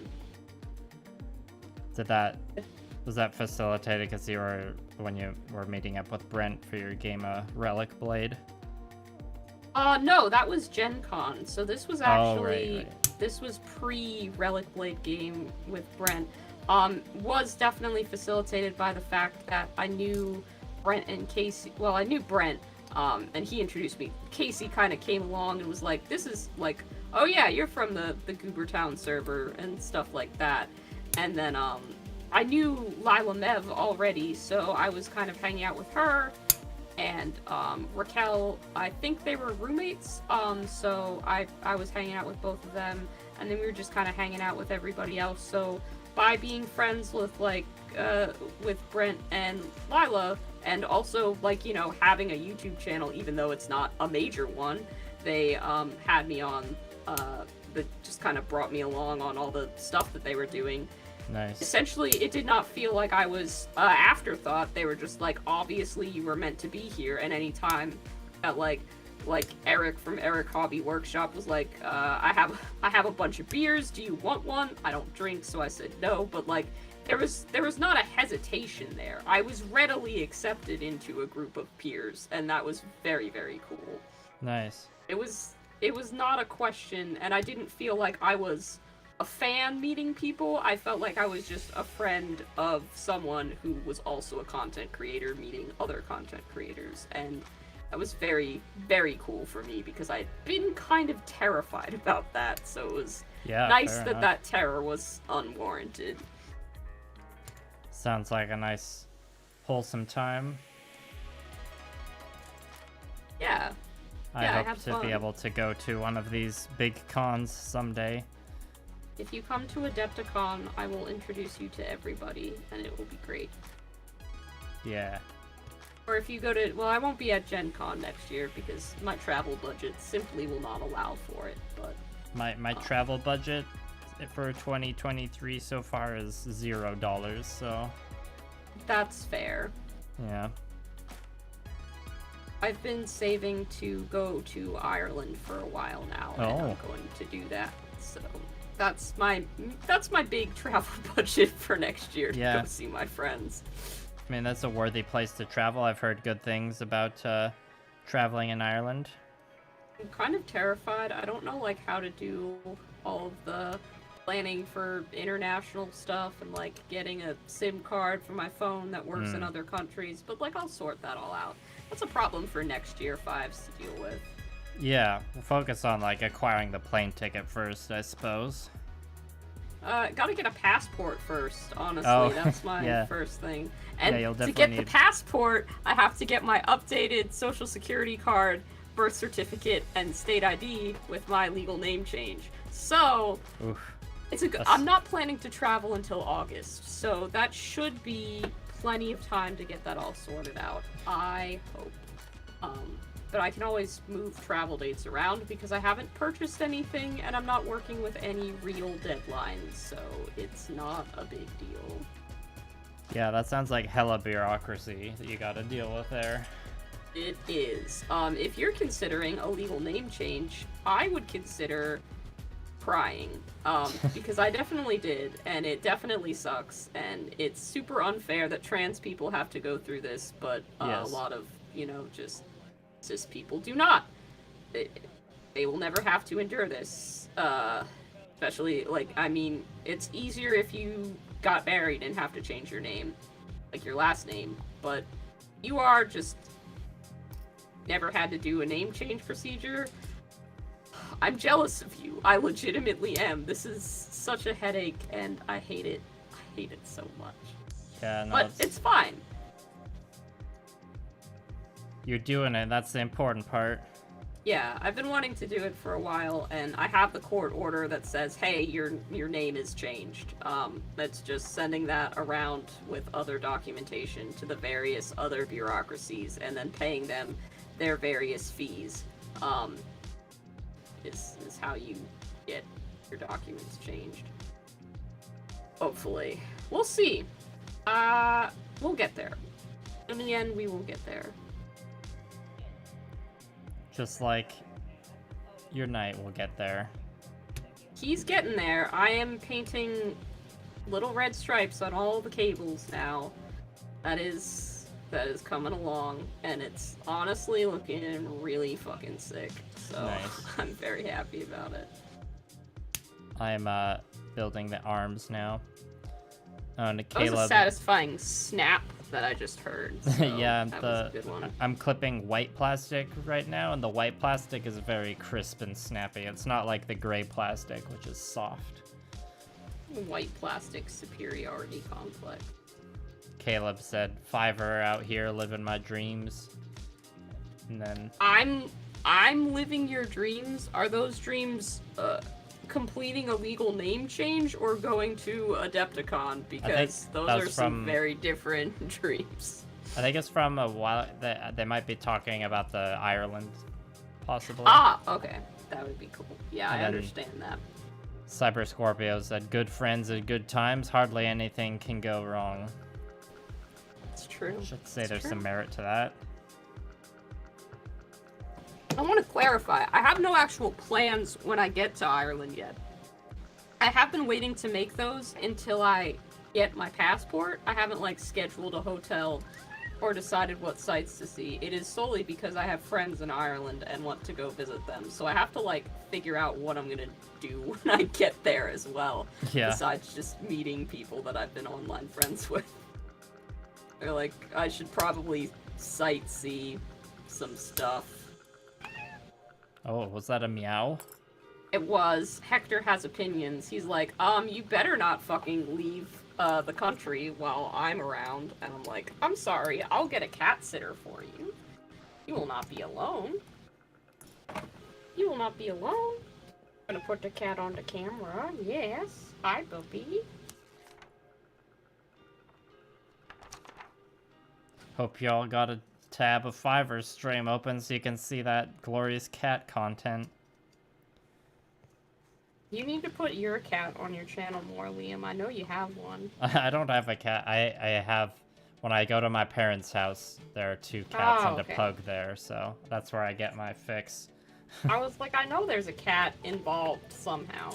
Yeah, I've got like lots of pictures on my phone of one of my mom's absolute chonkers. I refer to him as Prince Chungus a lot of the time. Prince Chungus.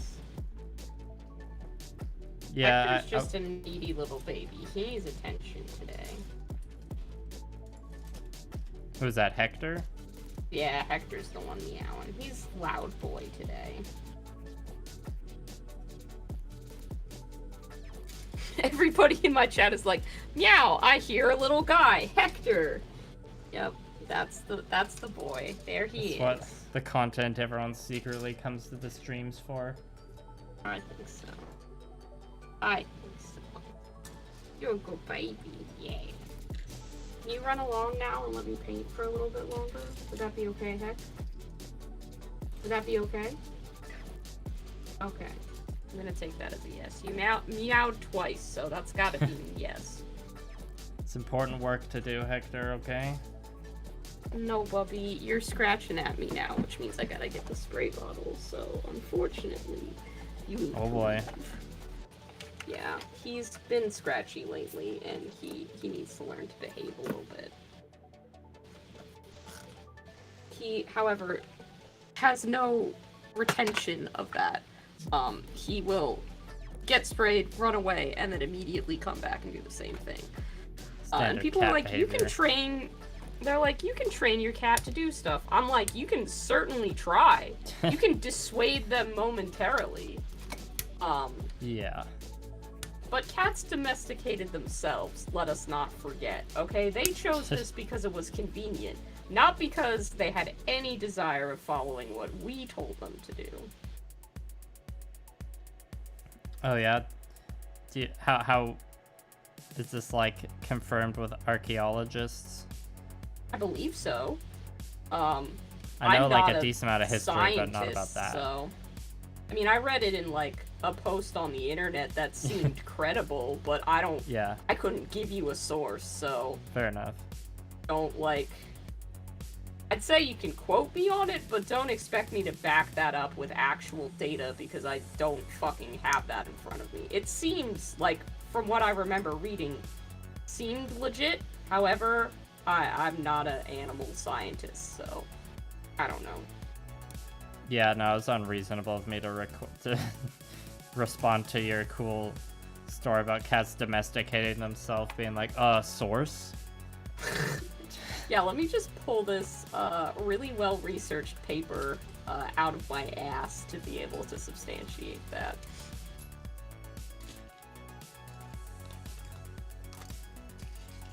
So I'm very distracted by clipping out runners right now. I'm like, my method is like, I clip out all the parts at once for a certain section, and like, you know, we'll build the 2 arms or like 2 legs at the same time.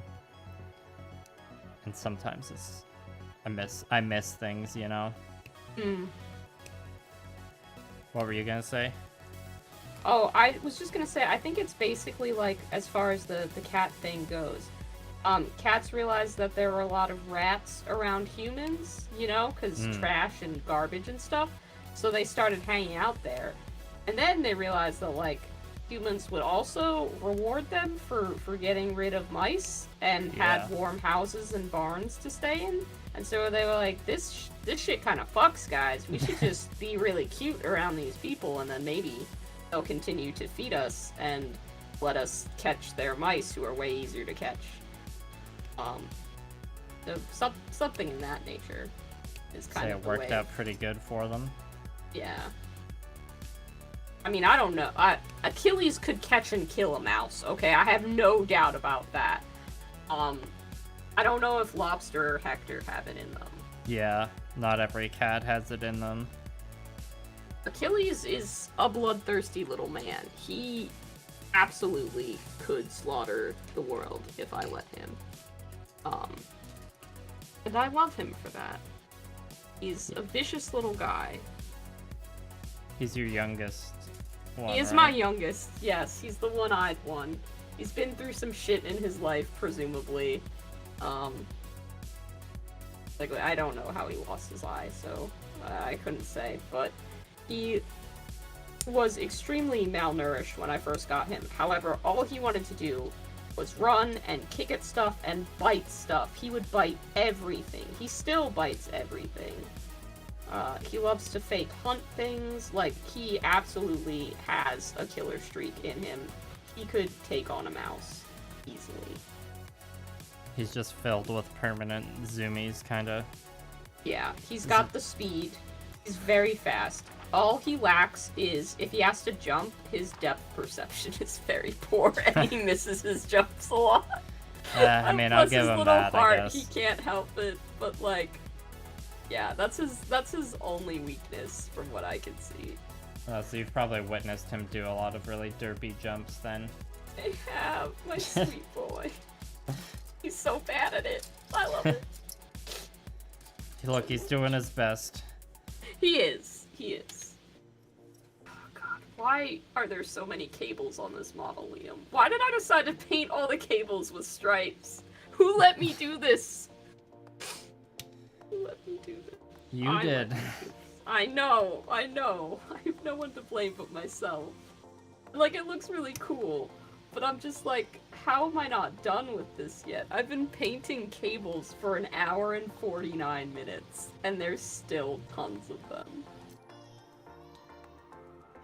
Yeah, I mean, I can relate to the feeling of, like, you know, realizing, be like, oh my god, I've been painting the same thing for so long, how am I not done yet?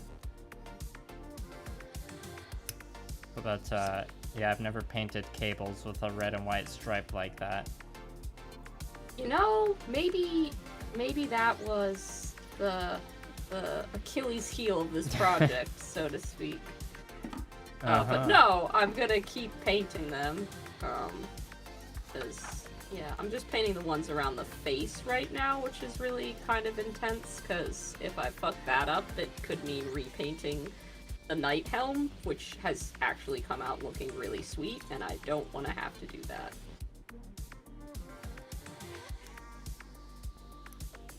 It'll be worth it. I think so. Just a time investment sort of thing. Oh yeah, I meant to ask earlier if you watched the Rings of Power.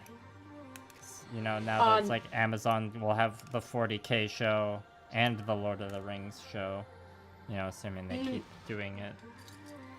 I have not watched Rings of Power, and again have no intention to, because it is an Amazon original. I do not feel like giving them money. And also, I am not as much of a Lord of the Rings fan as people might assume with me being into other stuff, like fantasy and 40K. I didn't grow up with Lord of the Rings, because my mom was like, it's demonic and stuff. There's a Balrog, you'll be afraid. Yeah, but the Balrog's cool. Yeah, the Balrog is cool. I fucking love the Balrog. I had one of those crazy moms who's, like, very hyper-Christian, so, like, a lot of stuff she was just like, yep, this is demons and you cannot. So I never really got to have, Lord of the Rings. And then by the time I watched it as an adult, I wasn't really into it for whatever reason. I couldn't kind of get sunk into it, so... it just didn't hit right for me, and I'm sorry to all the many Lord of the Rings fans. I have tried. I have watched both the originals and the Hobbit films. I have read the Hobbit book. I didn't read the Lord of the Rings books because after reading the Hobbit and not really liking it, I was kind of like, yeah, I think I'm done. So yeah. I gave it a try, but... Yeah, you don't need to be sorry, and you're not the only one that like gave Lord of the Rings a shot and didn't get it. It's like one of those things where it's impossible for me to talk about it in an objective way, because like I was like at the perfect age to just be like incredibly influenced by it when the movies came out, and then like my introduction to miniature games or like Games Workshop was through the Lord of the Rings strategy battle game. Yeah, that's kind of cool. I like some of the models for that game. Like, they came out with a really weird guy, Gogg, on his little warg guy who looked super ugly. Gothmog, that one, I was close. Gogg sounds cool, though. Gogg sounds like a metal band that plays songs about Mothman, maybe. I don't know. Yeah, I could see that. But I like him. He's just like a weird little guy. They have some dragons that are really weird and ugly looking that I like. I don't know if they're actually dragons. Maybe again, the Nazgul. Probably. Sorry, I don't remember any of the Lord of the Rings words, but yeah, I would paint those. I wouldn't paint them Lord of the Rings colors, but I'd definitely paint them. Yeah, I mean, in terms of the Rings of Power, it'll be interesting to see if Games Workshop like still has a contract going to like. I guess they are still releasing new like Middle Earth models, but I wonder if they would like release a box set that's like a Rings of Power or like Second Age thing. But I'm guessing like not. I don't know. It's really the Lord of the Rings releases with Games Workshop seem to just. Like, it's just silent for a really long time, and then suddenly it'll be like, hey, we still make this game, there's still stuff coming out. Yeah. It seems like it's been getting, like, more support over the years. Or, like, there's still, like, a dedicated scene for it. And it seems like a lot of them are in Australia and New Zealand. I'm willing to bet that, in terms of that, they probably have the rights to, like, the Tolkien IP, but they don't have any of the Rings of Power rights, so... Yeah, probably not. Oh, I just got an alert that my phone is on low battery, which is interesting because it's plugged in and charging. Uh-oh. Yeah, it's charging, and it shows that it's charging. Just must be draining. It was fairly low before we started. It's got 15% left, so we'll see how long that holds out for. But I guess it's using more energy to stream than it is charging, which is fine. This means eventually I'll lose video, and then it'll be like, alright, either we've wrapped up the stream before then, or it'll be like, well, 5's video died, so that's gonna be it for tonight. Well, we're almost at the 2-hour mark. I was like thinking, because I don't usually do Gunpla building streams, I was imagining like if you have to dip out, I might just like keep this build going until I like reach a stopping point. I'm good to keep going. I wanted to see how far I could get with these cables, so yeah. I'm sticking with it for at least until my phone dies, however long that is. We'll be fine. I mean, it's lasting a good while. It's not draining super fast, because I think it was only on like 29% when we started, so it's not been terrible.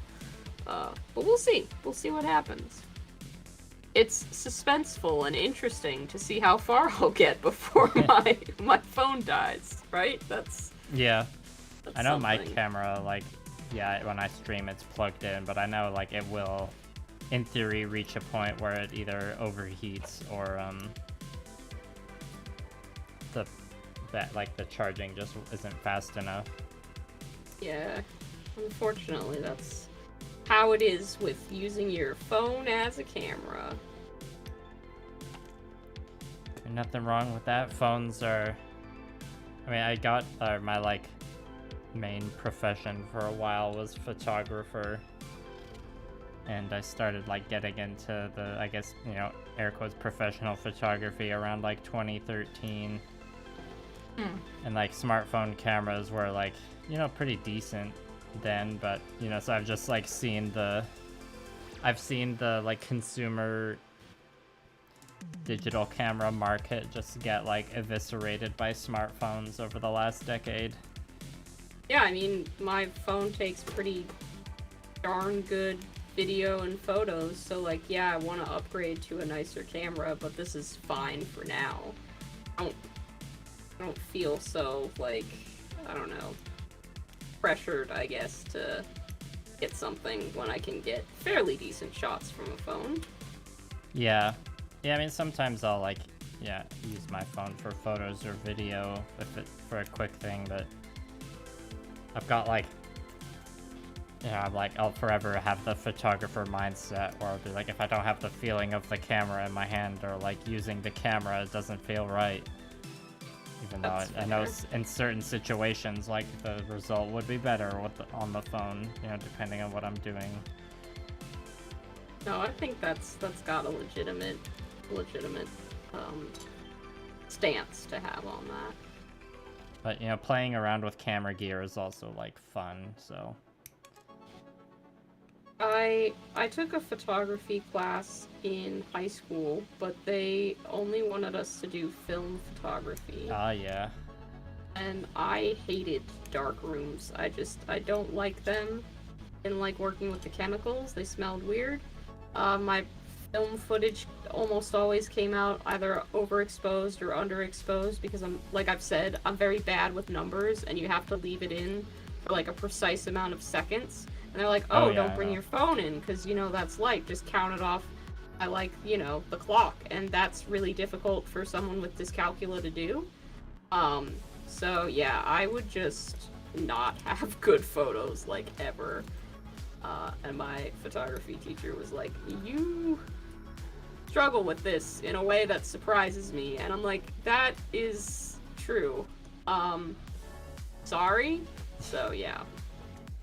I mean, analog photography is such a like intense, laborious process, you know, compared to what we have now.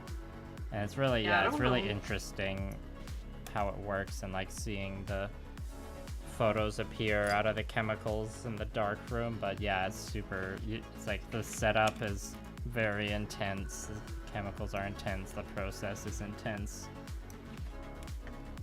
I don't know that it's something that I would ever choose to do as a career. Certainly not film photography, but I like appreciate it a bit more now. You know, I was like, oh, that's definitely a skill, and I can appreciate photographers for what they do. But I'm fine with my phone camera for now. I won't be filming any miniature painting videos on film anytime soon.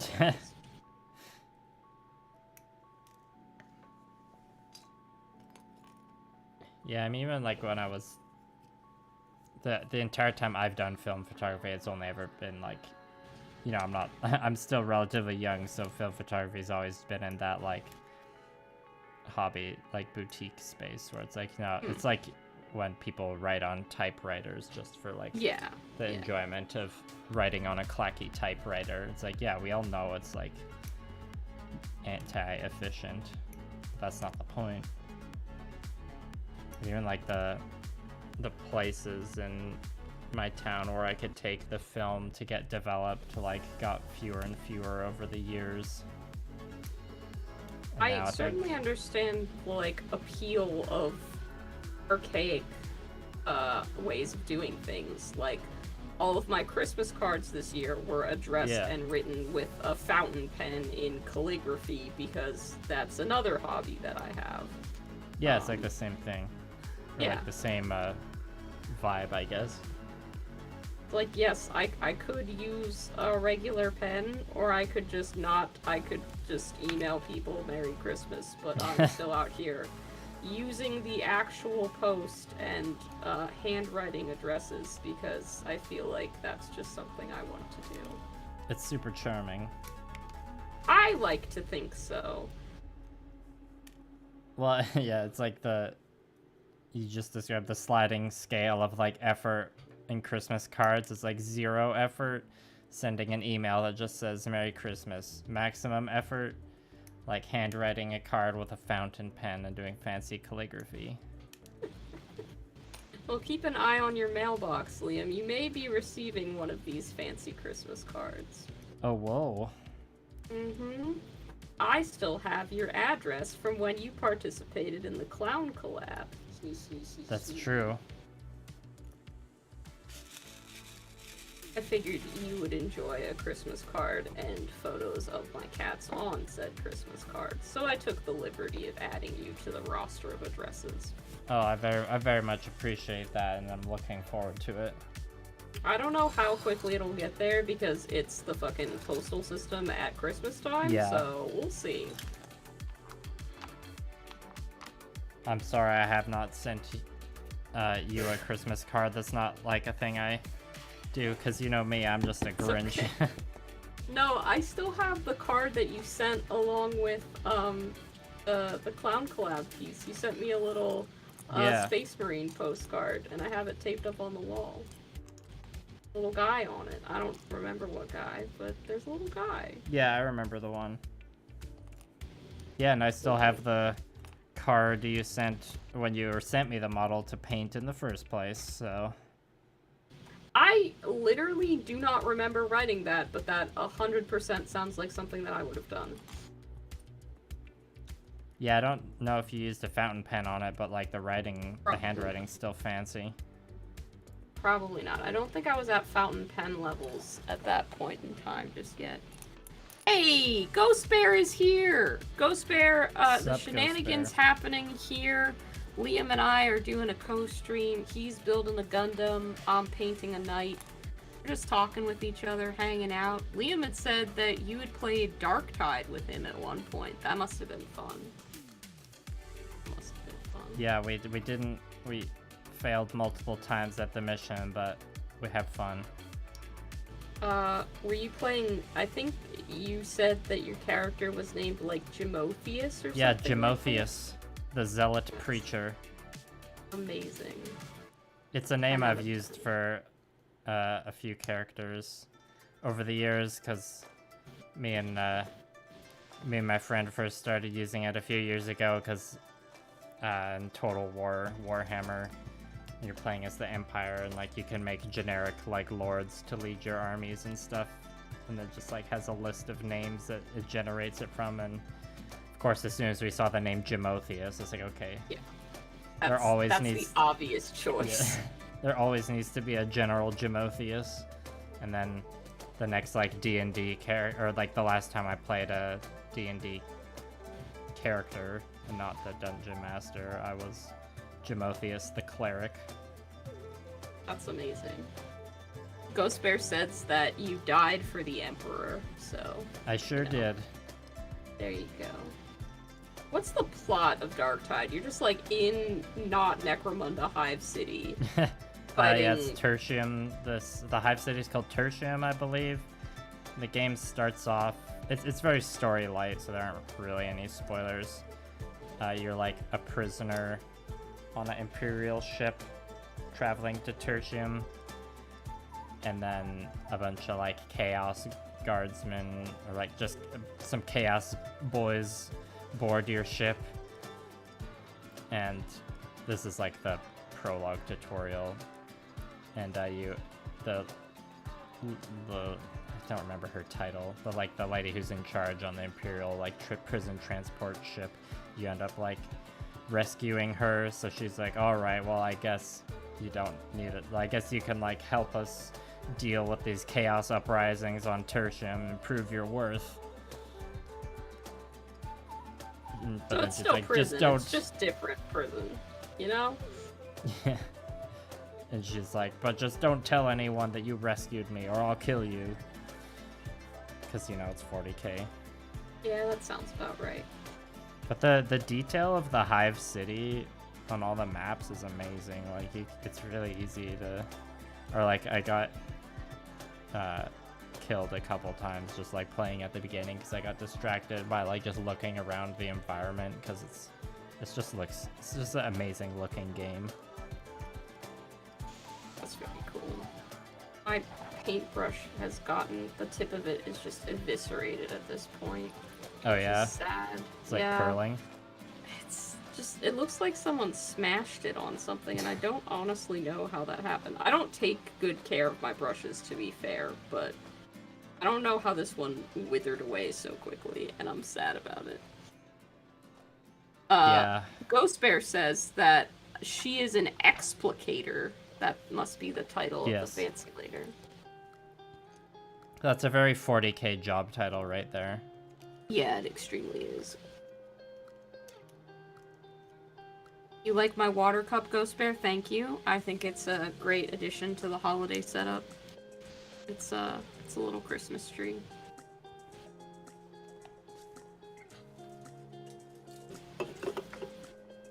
Got a lot of fun Christmas stuff scattered about. Oh yeah, when I was calling myself a Grinch earlier, I forgot to say, it's like, yeah, my most festive like piece of Christmas content is just doing another co-stream with Fiverr where their stream has some decorations, but my stream has no Christmas to be seen on it. It's austere. It's just, yes. And then last year... Sorry, go ahead. Oh, I was scrolling TikTok definitely during my break at work, as I do. Mm-hmm. And I came across Sir Patrick Stewart reading an excerpt from A Christmas Carol by Charles Dickens. And it's the scene where Scrooge is in his office and his nephew Fred comes by and is like, come eat dinner with me and my wife and also celebrate Christmas. And Scrooge is like, what reason have you to be so merry? You're poor enough. And he's like, what reason have you to be so miserable? You're rich enough. And I'm just like, yeah, that's it. That's right there. If I had to play a character in the Christmas Carol, 100% would be Nephew Fred. I feel like I have the same holiday energy as that particular guy. Yeah. And so many of my friends are just like, yeah, I don't really care about Christmas or do anything for the holidays. And I'm like, here, I'm going to send you a card and or a present anyway. You keep the holiday in your way, and I shall keep it in mine. And us Scrooges need people like you to force us to enjoy at least a little Christmas cheer. I like to think so. Or any kind of holiday. Whatever winter festival is your preferred sort.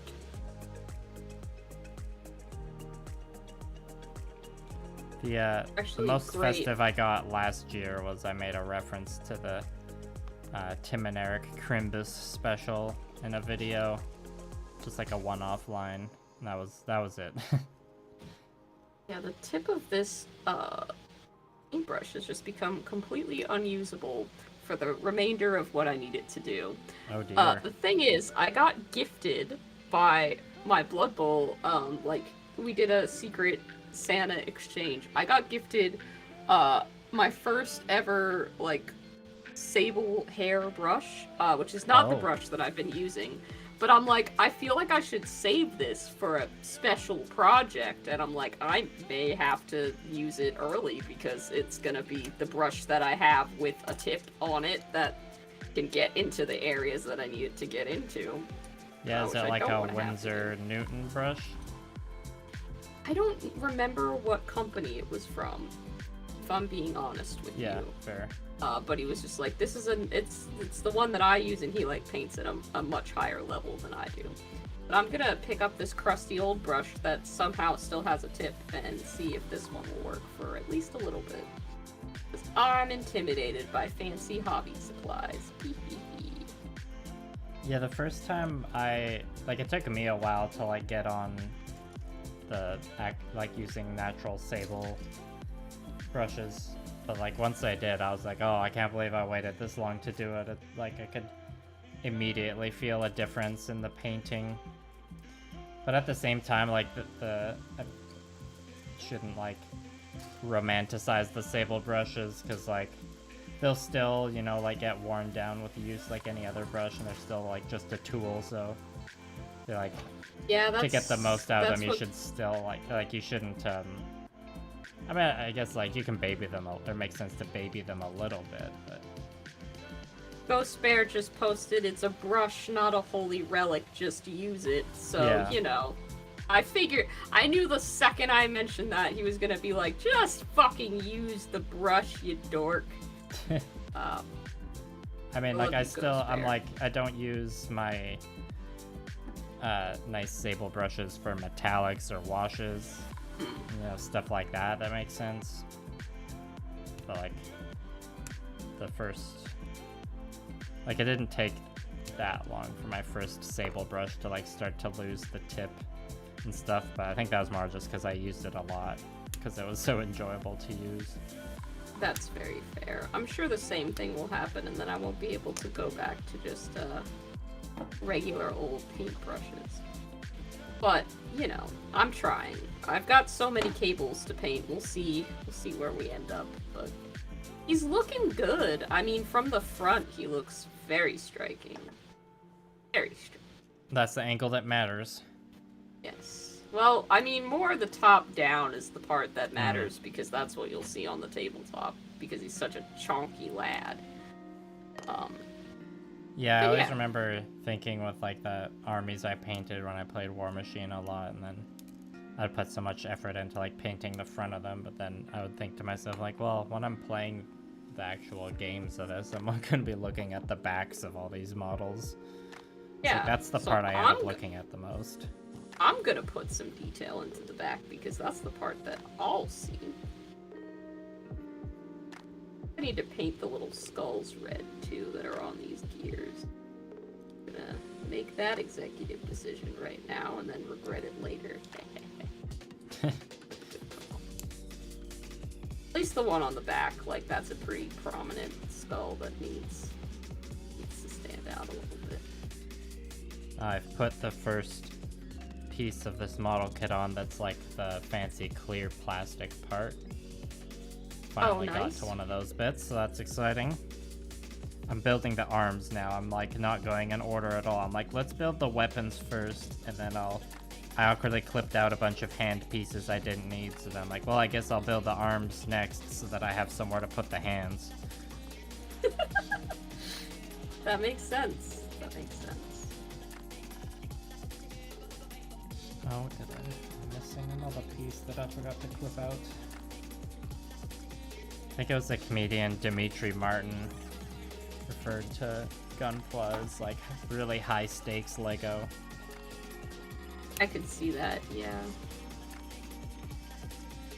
Okay, Jeremy, I don't have the brush right beside me. That's another reason that I'm not using the brush, because the box is off to the... It's in another room, and I don't want to get up and get it. So I'm just going to continue to use this very worn-out Army Painter Wargame character brush until I can't stand to use it anymore.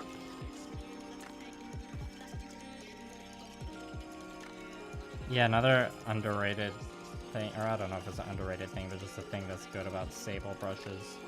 Or I guess it doesn't have to be a sable brush, but if you have a brush that like holds a good tip, but is like a decently girthy brush, then you know it'll like hold more paint on it, and you can like spend more time painting the model and less time like going back to refill paint from the palette or whatever.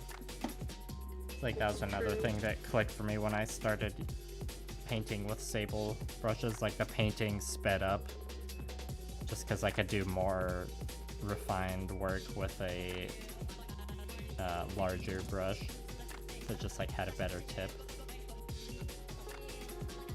That's very true. Like, I just want to finish all of these cables so I can do the highlighting and shading on this model, and then that'll make it look done enough, you know? I can do that, then it's like, yep, that's acceptable. You're That'll just be fine. in cable hell still. I'm still in cable hell. Like, there's like 5 cables on the legs. There's 5 cables on the leg part. So once I, you know, that was kind of the part that I experimented with. I was like, let me see how this looks on the undercarriage part, and then if it looks good, I'll do it on the upper part. It looked fucking amazing on the legs, and I was like, great, I'll do this on the upper part, and then I realized there's a lot more than like 5 cables on this, so yeah, it's gonna be a minute. It's gonna be a bit of a wait. Oh, But it's Cyber fine. Scorpio just pointed out. I was trying to figure out what their message is about. They were in reference to the how the way Vermintide starts. It's similar to Skyrim. Skyrim logic, you nearly killed at the beginning of the game only to save the entire continent from destruction. Yeah, it is similar. Skyrim starts with a meme, as far as I'm aware. It is. You know. Yes. Finally It's an iconic gaming. It's an epic gamer meme for sure. That was another thing about when I was watching all of the fucking FNAF videos, is I realized how many memes had come out of that. Oh, yeah? How many TikTok trends were just either songs from that game, or the whole, like, I don't know if you were on TikTok when the whole Freddy, you're supposed to be on lockdown meme was being passed around, but that was a FNAF meme, and I'm like, yep, that's pretty good. No, I don't. My time on TikTok was like fairly brief.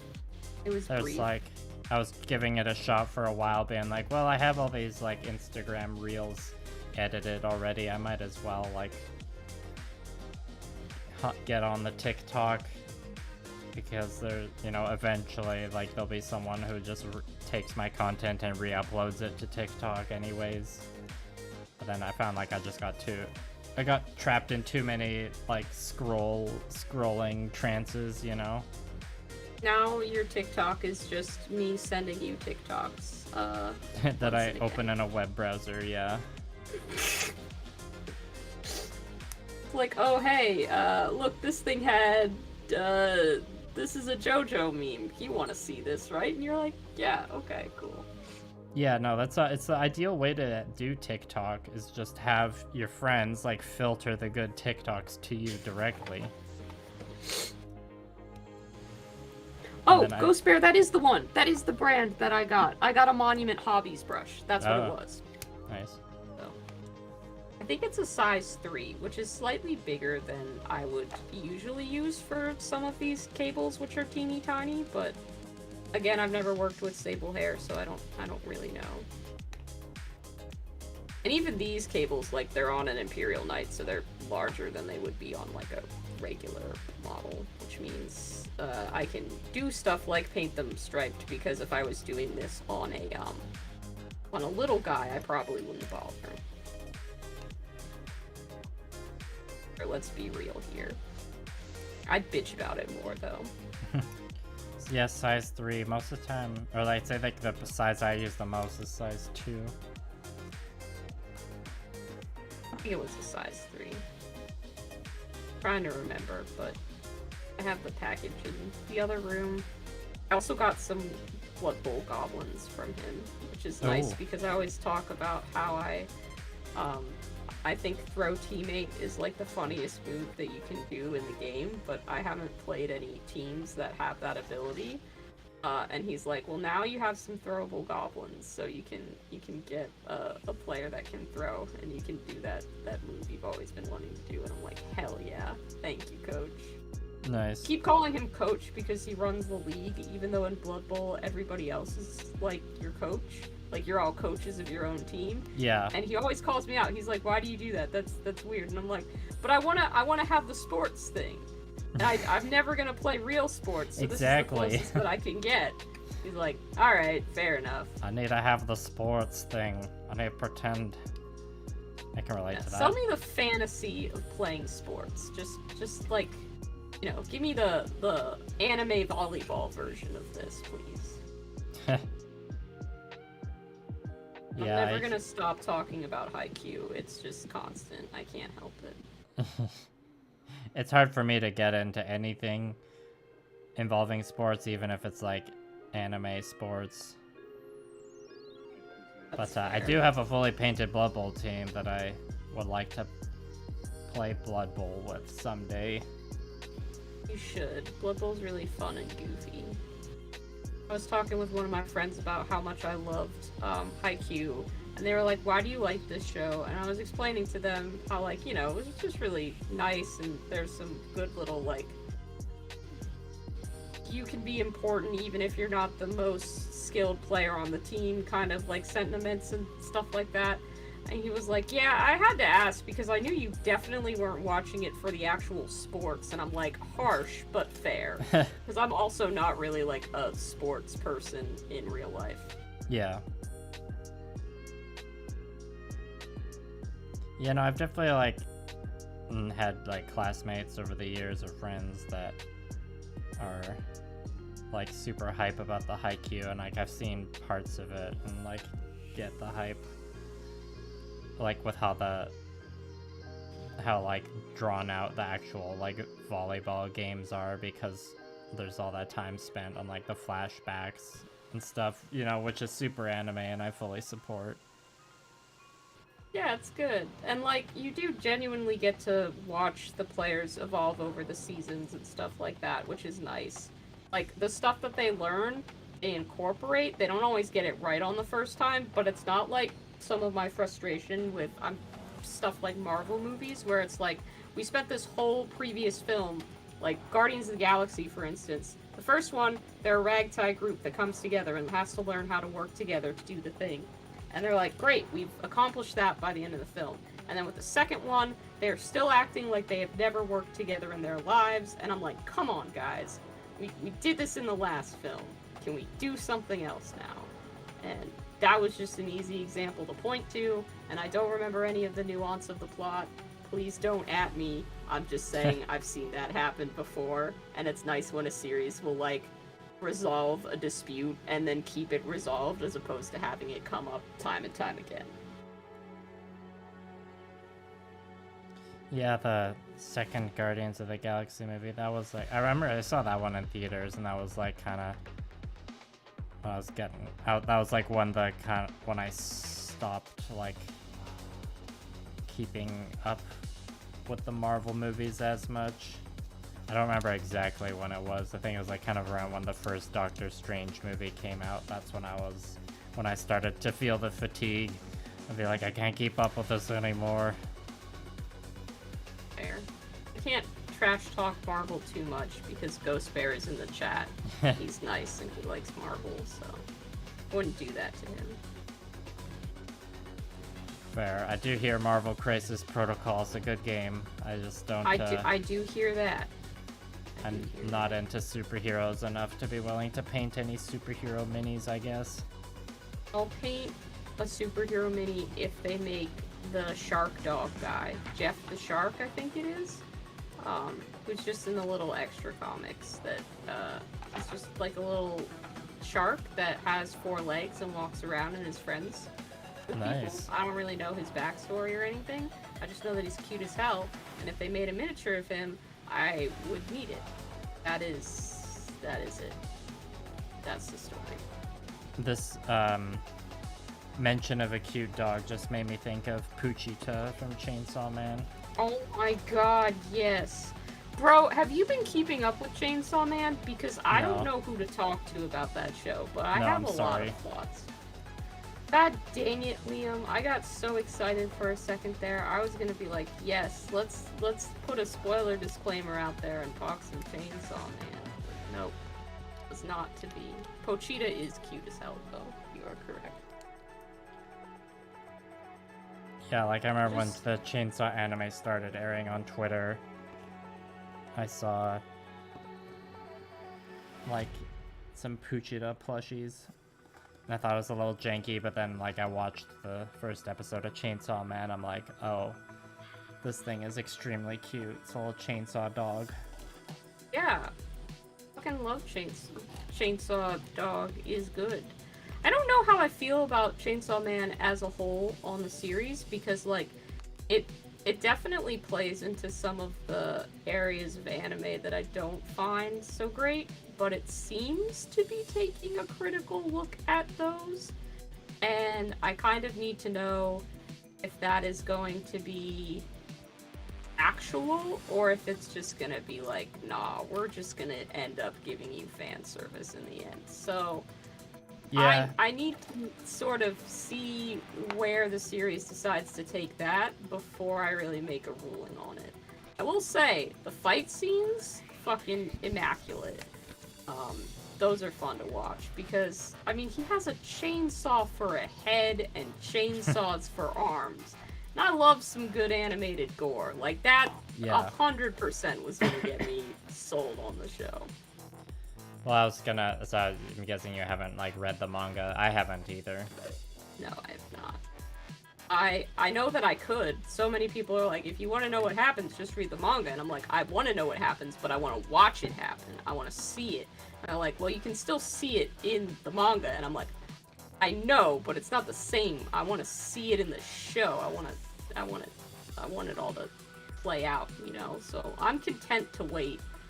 Like, I know I could know how Haikyuu ends. I could just read the manga, but I just want to wait. I want to see it in the show. I don't know. Yeah. Maybe I'm weird for that, but no. I'm content to just take it week by week, episode by episode. Yeah, no, now that me and Blue Prep have finished Rings of Power, oh yeah, and like I said, like I told you the other day, we finally finished Cabinet of Curiosities, the next thing in the queue. Well, I mean, we've been slowly assembling a stack of like DVDs and Blu-rays, you know, picking them up at random like used stores and stuff to watch, but the next like streaming thing we gotta watch is the new Gundam show, Witch from Mercury. Ooh, yeah, I wanted to check that one out because people have been talking about it, but I have not checked it out yet. I'm surprised more of it hasn't been spoiled from me, because like I think the episodes come out on Sundays usually, so like every Sunday I see on like Twitter that the names of the characters are trending. And I mean, in the early episodes, there's a couple like pretty hard meme moments for the show. I haven't seen anything, which I think is just because I'm not as like involved in the Gundam space as you are. But on Tuesdays, which is Chainsaw Man Day, I have to completely avoid TikTok because it's just full of people talking about it. And yeah, I'm no, sure... I definitely see lots of like there's always, I do notice the buzz about Chainsaw Like, there's always lots of tweets of people being like, man, this episode of Chainsaw this week. Yep. I'm like, oh man, gotta fucking avoid all that. And my friend who doesn't watch any animes, Adam, who I talk about often, he has become, because I need a sounding board all the time, I'm just like, I'm gonna send you a random fact about Chainsaw Man every Tuesday. They used to be really easy to send. I was like, oh, this week's episode, there was a cat in the show, and that was kind of cool. But, it's getting really difficult to find just little tidbits now, just little fun facts, because the plot is happening, and I'm like, ooh, I can't just summarize that. That's not just a fun little sound bite. I gotta put some lore behind that now, so it's just getting weirder and weirder. I've finished the arms for my build, or I guess I'll show them to anyone on my stream who missed them earlier. The arms are pretty cool. This mech has an interesting, like, limb design that's kind of, like, unique. And also, like, the scale of it, it's, like, kind of on the bigger side, so the hands are, like, the fingers are just, like, nice and big and detailed, but I'm building the chest unit now, and I reached the fun part where you, like, snip out the little, like, pilot minifigure and, like, assemble him sitting in the chair or the cockpit. That some people are, that the real hardcore Gunpla builders, like, paint the pilot figure, like, put it inside the model, like, close up the cockpit and everything. And I've never really done that, but mad respect to those who do. Imperial Knights technically have a pilot, and I think that they go in through this door on the top of this carapace. But... There's like a pilot mini?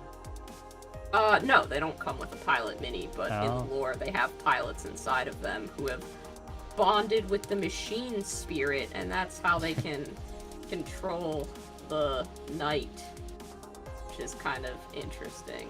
I don't really, that's just another one of those weird hand-wavy explanations about how things work in Warhammer. Yeah. Yeah, sure. That sounds cool. Have you seen that meme clip of the, like, Imperial Knight in, like, a maid outfit? Yeah. It's like, here's your coffee, master, and there's, like, loud horn. Or yeah. Use the Japanese word gochujin-sama, or goshujin-sama, I can't remember if I'm saying it right.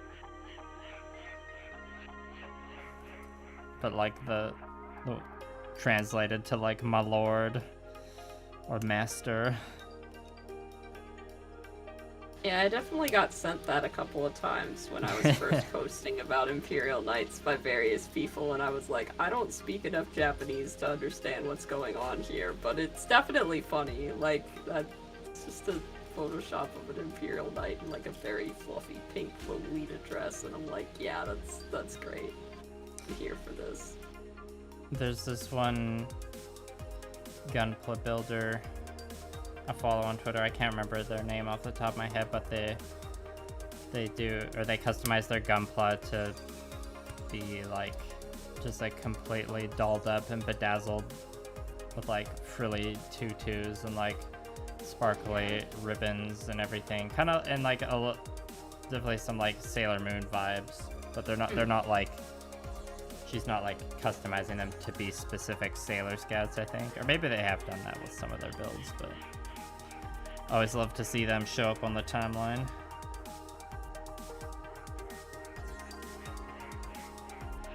We're almost done with all of these cables. We're almost fucking there. Woo! Just have this last gun to do the cables on. And then, of course, any cables that I missed, which I didn't, I got all of them because I'm very professional and would never miss any of them. Which I'm not going to go back and repaint. If I haven't noticed them, and frankly, they're going to get painted over with a highlight or something like that if I notice them later. They'll just be brown. They'll just have melded with the rest of the machinery. Always have to fix your mistakes. Sometimes you can just ignore them, and no one's gonna call you out on it.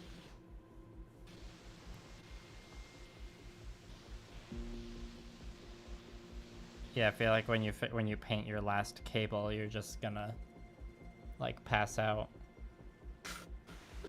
I don't know if I'll pass out, but I'll probably be like, and that's probably where I'm gonna end things for today. Yeah, that would make sense. I feel like I've accomplished what I set out to do, and I can go and get a cup of tea or do something else. Get harassed by your cats. They're probably fed up with all the cables you've been painting. You know, they prefer me to be there giving them pets and attention as opposed to painting Warhammer miniatures, but we have at least an understanding that I can spend some of my time painting. As long as they're allowed to complain about it endlessly, you know? Yeah. As is their right, frankly. As is their right. Yeah, they're allowed to because they look cute. They are so sticky. Hi, Ethan. Thanks for coming over to say hi. Ethan said he has come over from the Gundam stream to say hi. Very good, very good. That's what we like to see. Yeah. Cross promotion. Do. Feel free to drop a like, a subscribe, anything like that.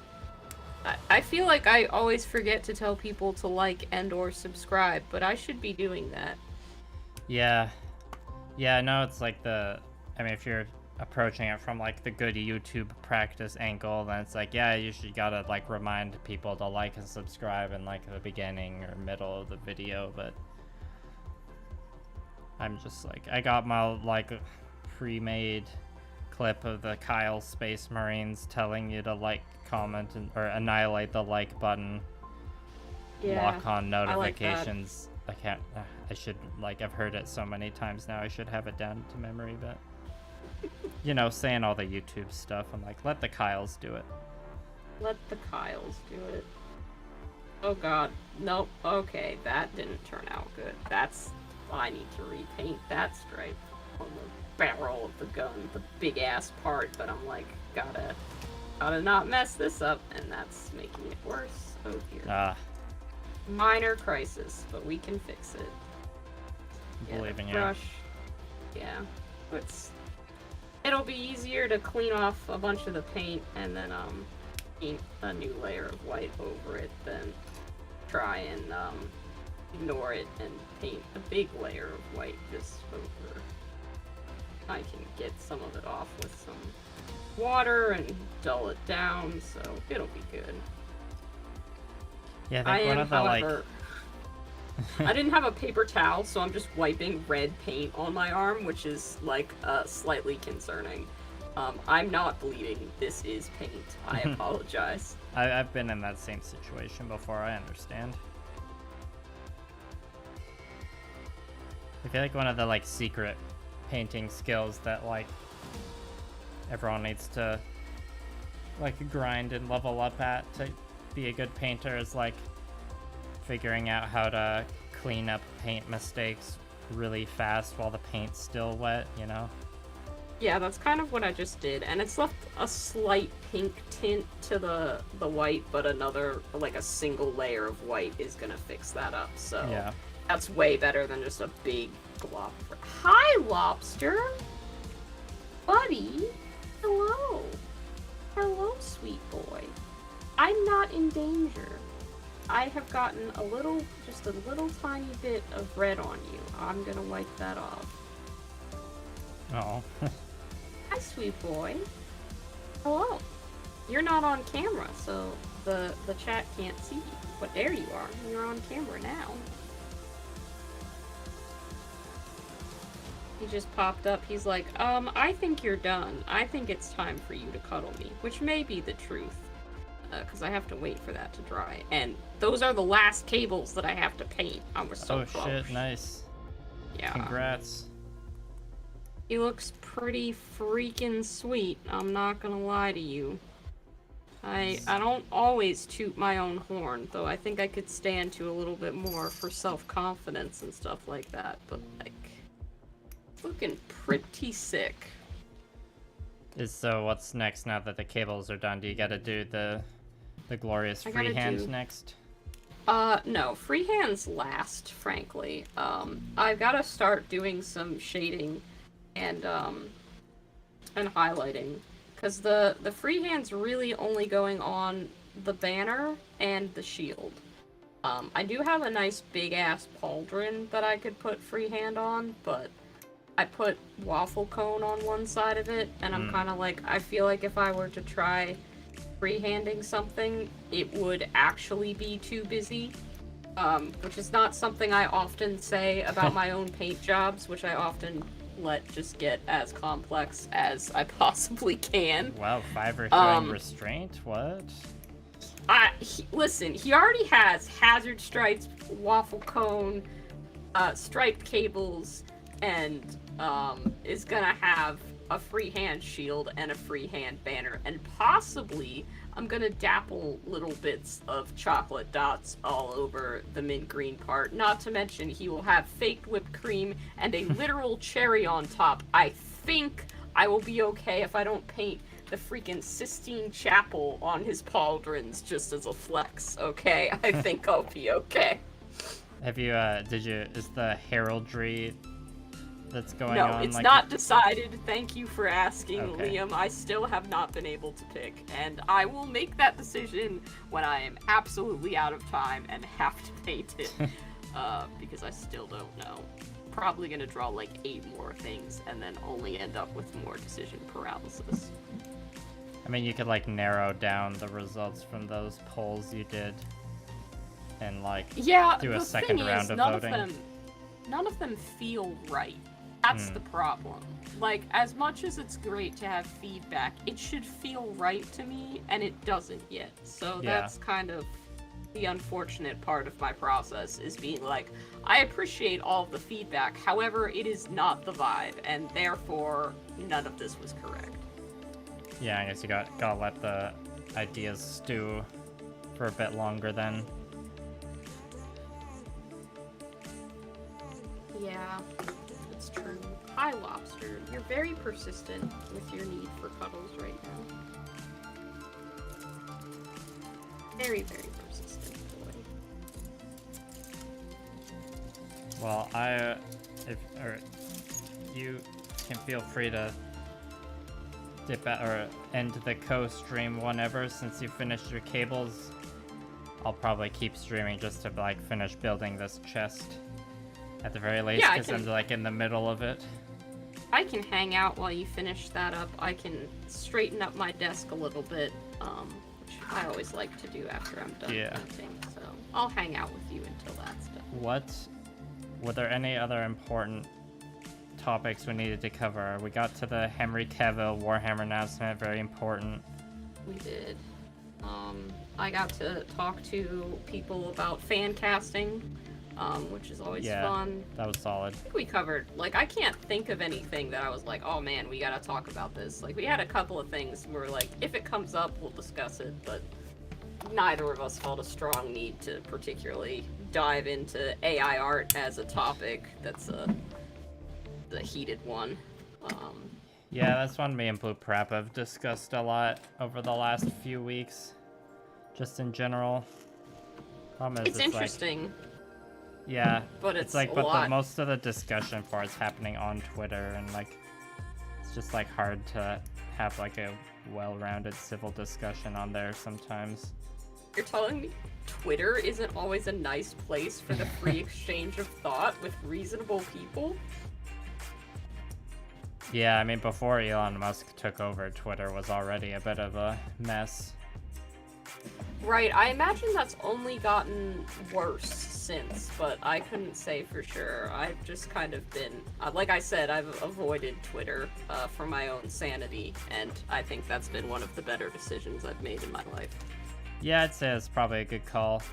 I mean, now it's like if I'm, refreshing the Twitter app or trying to post a comment or something, and it, like the wheel spins for a bit longer than usual, you have this moment of like, oh, is this it? Is this it? And then, but so far it hasn't happened yet. Every time the wheel spins, it like eventually, like, you know, loads the thing it's supposed to load. It's like, oh, it's not dead yet. We're still going. Not dead yet. It sucks because, like, Twitter is a very, like, important community hub for a lot of, like, marginalized communities and just niche communities in general. And if it, like, if something happens to it, whether it, like, you know, goes offline or just gets changed too hard, it will be a legitimate loss for many people. And justifiably so. Like, any time that any online community is built up, it's sad to see it go.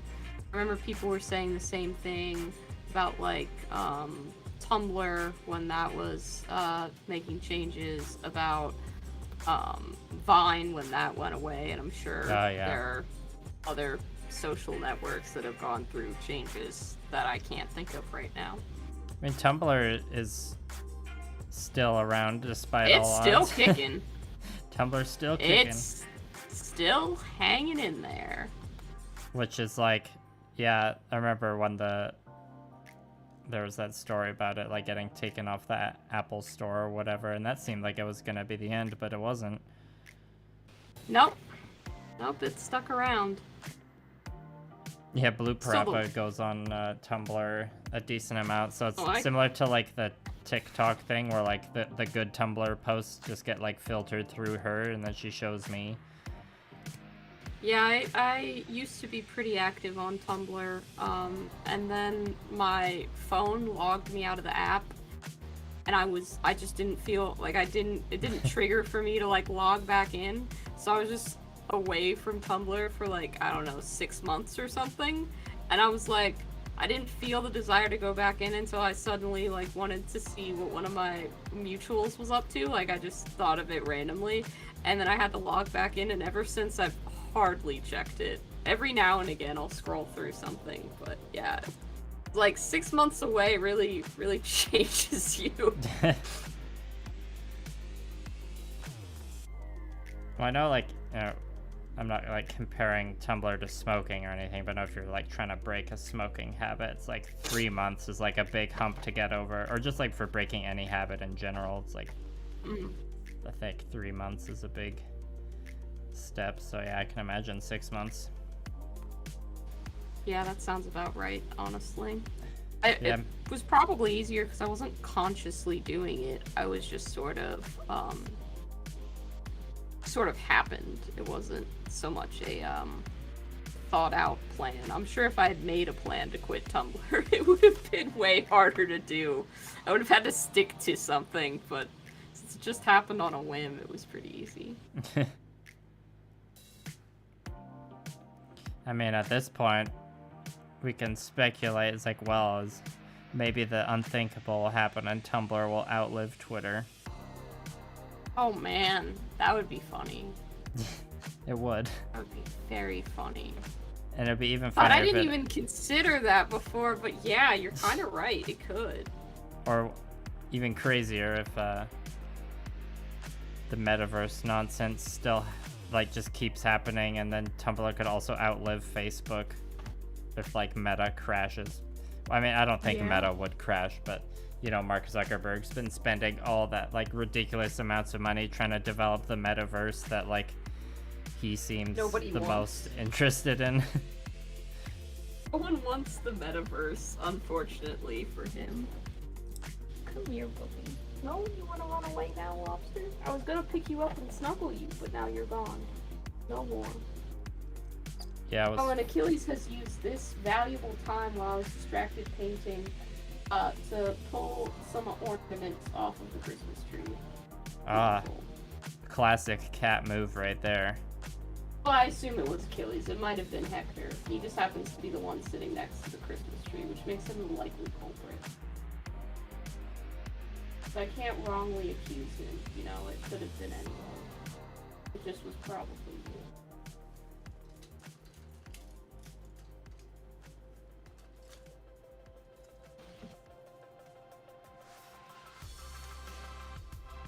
you. I hope the metaverse doesn't take off in any extreme way. Like, I don't know. It's Well, it's weird, and every time I'm just like, I don't need another social media. Like, currently at my job, I'm supposed to be in Microsoft Teams all day. Sure, that's fine. Like, people use that. But now they're creating, like, an internal social networking type site for the job. And I'm like, I am not going to check that. They're like, you should check this every day and be engaged and, like people's posts and stuff. And I'm like, I'm not being paid extra to do that. Is LinkedIn not good enough for them? There's like LinkedIn already exists for the kinds of people that like unironically like to use corporate jargon and acronyms in like regular ass conversations. Like, have you seen some of the unhinged posting that happens on LinkedIn? Like, I have, yeah. LinkedIn is, I don't know if this is a hot take, but like for me, LinkedIn is the worst social media platform. Yeah. Like, Yeah, at this point, I'll take more psychic damage scrolling through LinkedIn than I will on, like, 4chan. Forget that 4chan exists most days, and I think I'm the better for it. Yeah, I mean, yeah, 4chan's still chugging along. Still kinda, or it's still definitely shitty. Oh, for sure. Yeah, but yeah, back to LinkedIn. Fuck LinkedIn. I'm not gonna use that, and I'm not gonna, like, unless they are compensating me extra for my time, which they are not, I'm never going to go onto that site and like people's posts and vote in polls about which Halloween candy is best. Disrespect Your Surroundings has commented, first of all, very cool username. Yes. Is that a Titan? Yes, this is an Imperial Knight Titan that I'm working on painting. I finished up my work on it, and I'm just with Liam as he finishes building the chest part of his Gundam. But I am painting a mint chocolate chip Knight Titan. I was painting the red and white stripes on all of the cabling. That was today's work.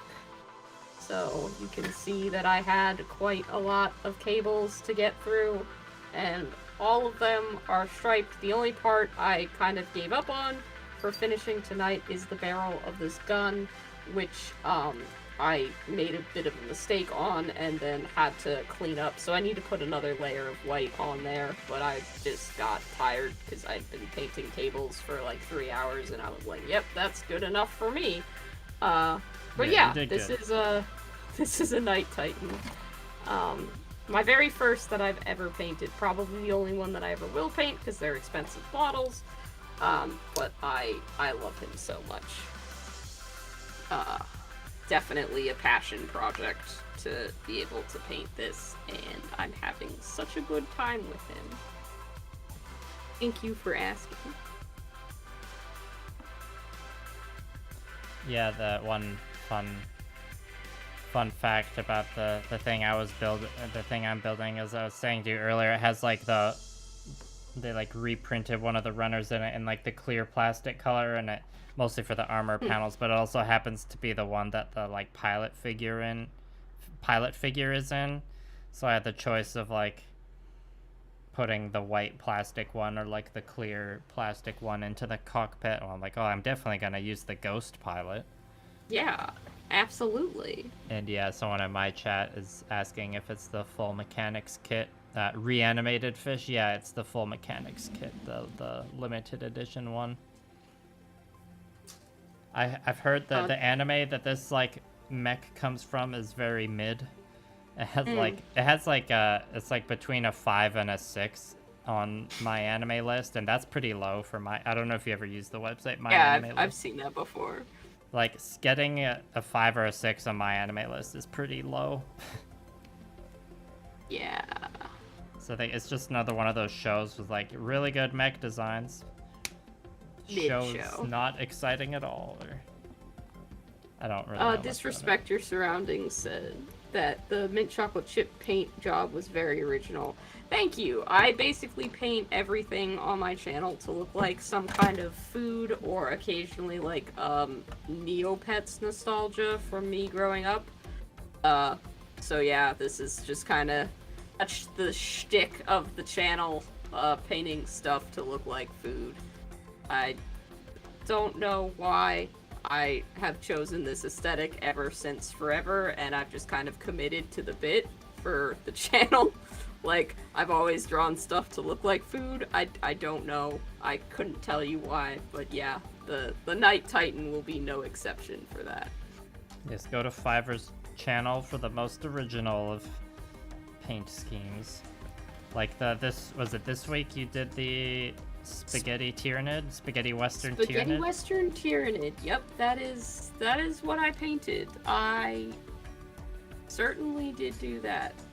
I cannot tell you what level of insanity my brain went to spit out that idea, but yep. Spaghetti Western Tyrannid. I think that's one of my weaker results. Usually I'm pretty happy with how much it resembles the food. This one definitely is more cowboy than carbonara, so to speak. It's I wish it had come out more better, but the thing of it was, I was basically like, someone asked me if I would ever do a spaghetti scheme, and I was like, it would be really hard to communicate. Then they sent me a Play-Doh Fun Factory to test out. And then they sent me a Play-Doh Fun Factory. Fun Factory. So I was like, okay, fine, I'll test out the spaghetti scheme, because I had bitched about not wanting to sculpt individual spaghetti strands. And when someone sends you a Play-Doh Fun Factory, like, hell yeah, I'm gonna at least try it. Yeah. But I don't think it turned out as good as I would have hoped that it would. I did sculpt a very nice cowboy hat for that Tyrannid, though, so... Well, yeah, I mean, like, I've worked with green stuff before, too, so I know, like, how tough that is to mix. Sometimes when you're describing in the video how, like, the Play-Doh set was, like, creaking and you're afraid it was gonna break, like, I totally could see that happening. Yeah, it was very much like, oh man, we're getting into some dangerous territory here. Like, that might legitimately just crack.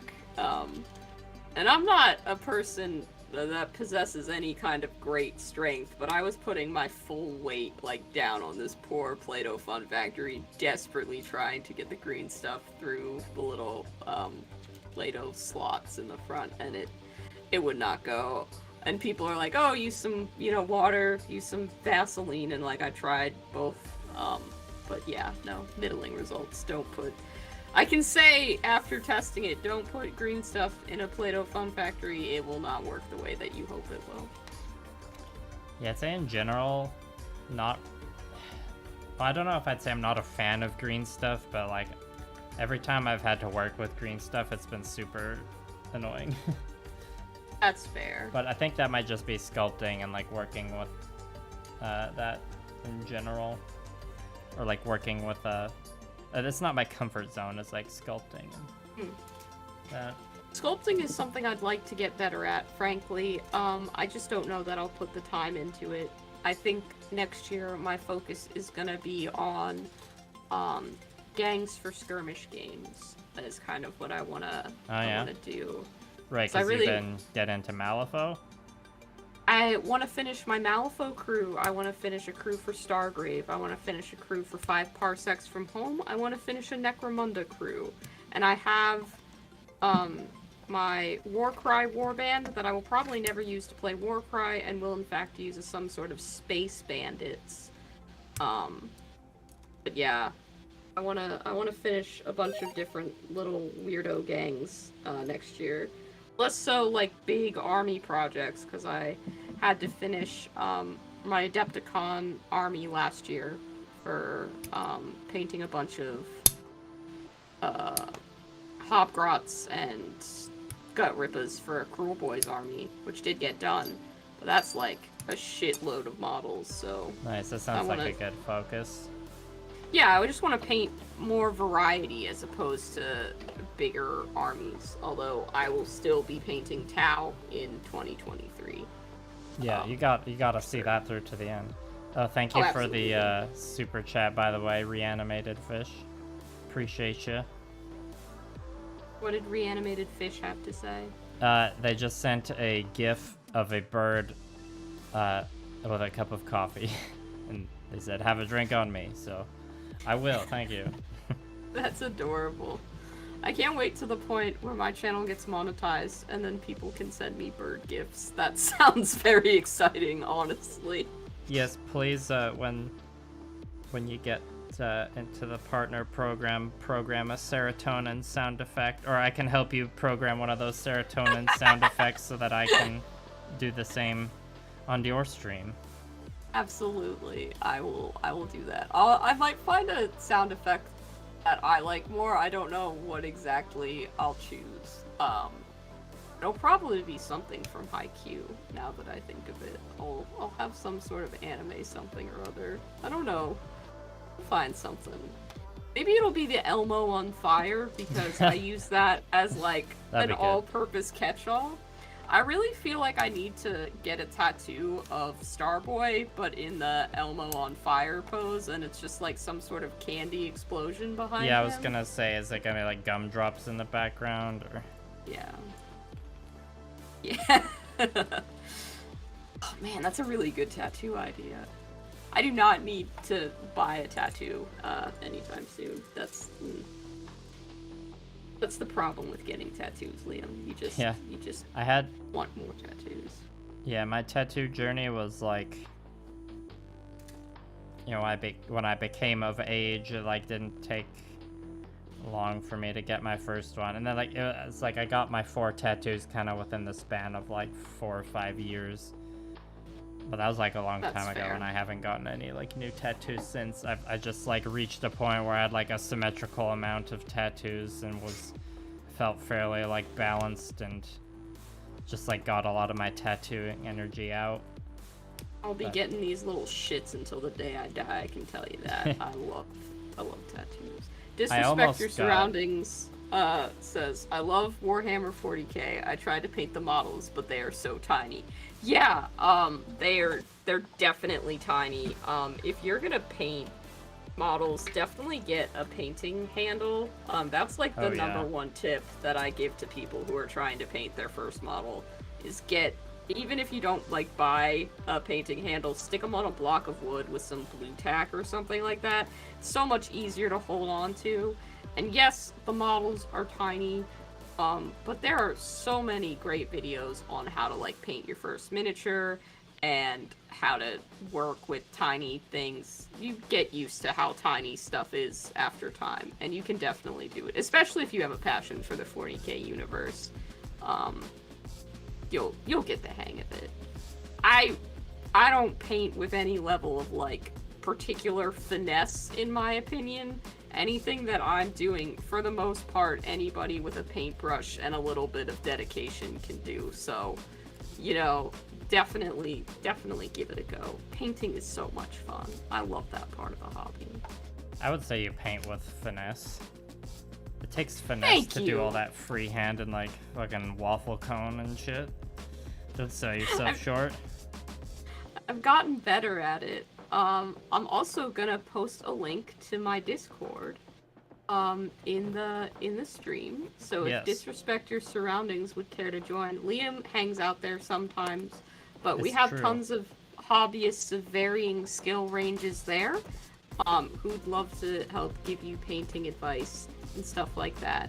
Or if you just want to... Is Disrespect Your Surroundings San? Are you a Gunpla person? Did you really add San on the end of that? Yeah, I'm a fucking weeb. What do you expect? Fucking weeb.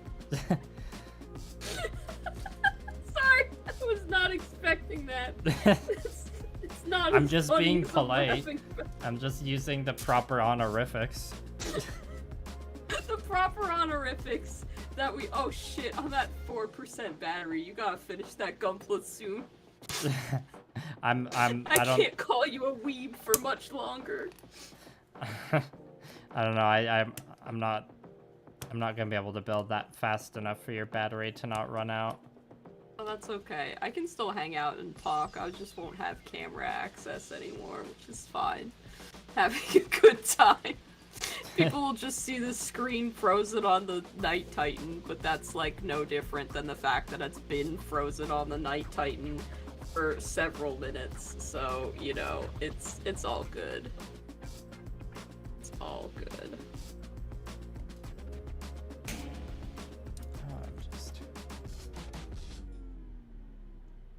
Okay, I was tripping myself up there. I'm like, did I just clip out the pieces from E when I needed to do C? I was like, no, C is the next part. I was supposed to clip out E. Ugh. I'm gonna we're getting there. I'm like, the chest, it's like there's enough of it's put together where it's like it looks like a chest. I'm just like, some last bit of clippings to do.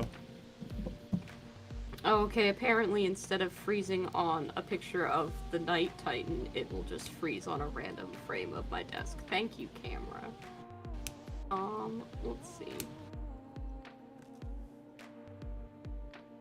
But I'm gonna hang out with you in the chat, and if anybody wants to stick around and hang out in my chat and ask questions or just be there, I appreciate the view time even though I'm not really doing anything. Yeah. Like we always say, just keep us open in both tabs, give us both of that sweet watch time. Give us some attention. We're happy to have it. I'm gonna put an image of a work in progress of this night so that people maybe will be like, oh, a Night Titan happened. Let's see if I can find one. Yeah. My little talkie guy is still going, so people must know that I'm here. Cyber Scorpio said, losing small tiny parts is such a pain. Did that recently happen to you, Cyber Scorpio? It's funny, I was thinking of a story. Did you watch my video from like way back in early 2021, Fiverr, of like the Red Bull God Gundam? Yes, I did. I've watched every single one of your videos. I'm a fan. It's true. You've been here since the very beginning. Since I was one of your first ever viewers, like, true. No joke. But so you know, there in that build, I lost the one of the head pieces for it and had to like glue on the like dollar store diamond. Yeah. So like it was probably like 3 or 4 months later.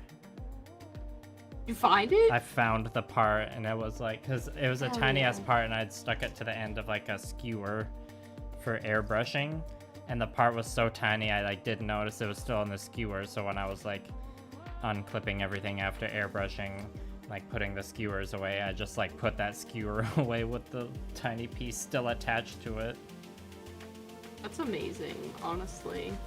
Yeah, I mean, what's more amazing to me is that like I'm glad I didn't find the bit, because like the idea of like the silly idea of gluing the diamond to the middle of the forehead, I think like ended up helping the project in the long run. It was like one of those happy accidents. Yeah, for sure. I think it yeah, turns out that bit was just on the skewer the whole time.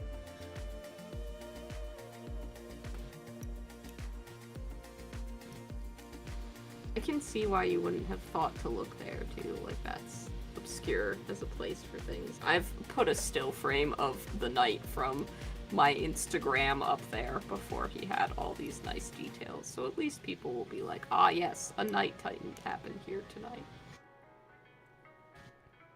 Oh yeah, Disrespect Your Surroundings is in my chat now, asking Hell about yeah. why I clipped the part away from, or why I like do 2 clips. It's kind of what Caleb said. Yeah, I use my like mediocre clippers to like do the initial cut off the runner and like leave a nub on the piece still, and then I use my like fancy like precise clippers with the sharper blade to like cut the nub off the piece, and it just leaves like less stress marks on the plastic. And you know, and yeah, that's just kind of like a standard practice when it comes to Gunpla building, just because it makes sanding away the nub marks easier, and like sometimes if you're clipping the piece directly off the runner and like one snip and that's it, sometimes you'll like the blades of the clipper will slice away plastic they're not meant to, or like it'll tear a bit.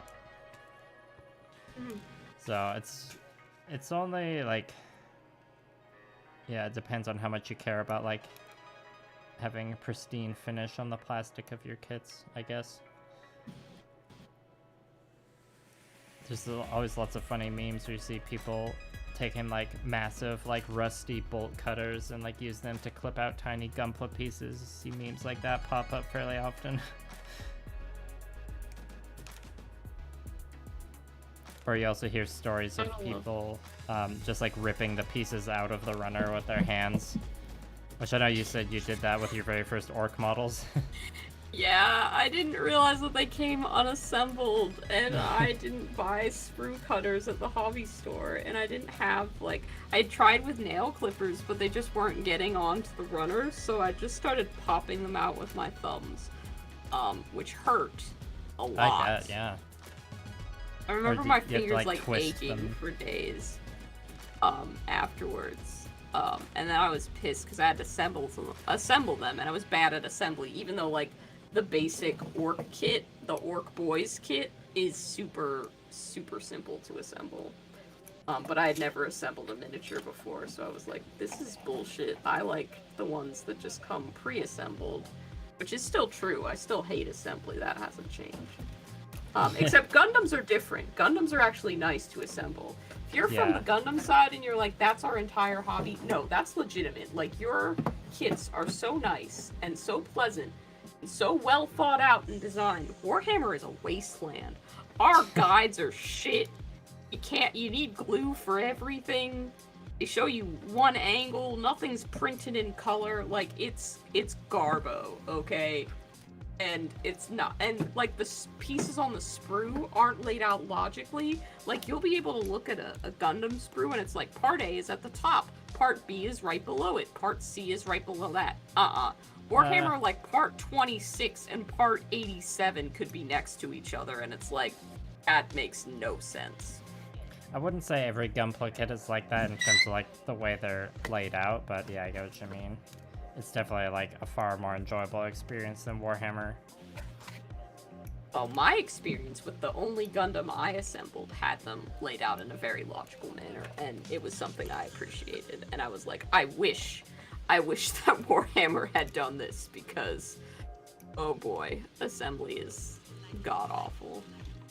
Yeah, now you're talking about your, like, chunky Gushin, right? Yeah, he's a good boy. My pizza Gushin, who's on the back burner while I finish this night project, but he'll be painted eventually.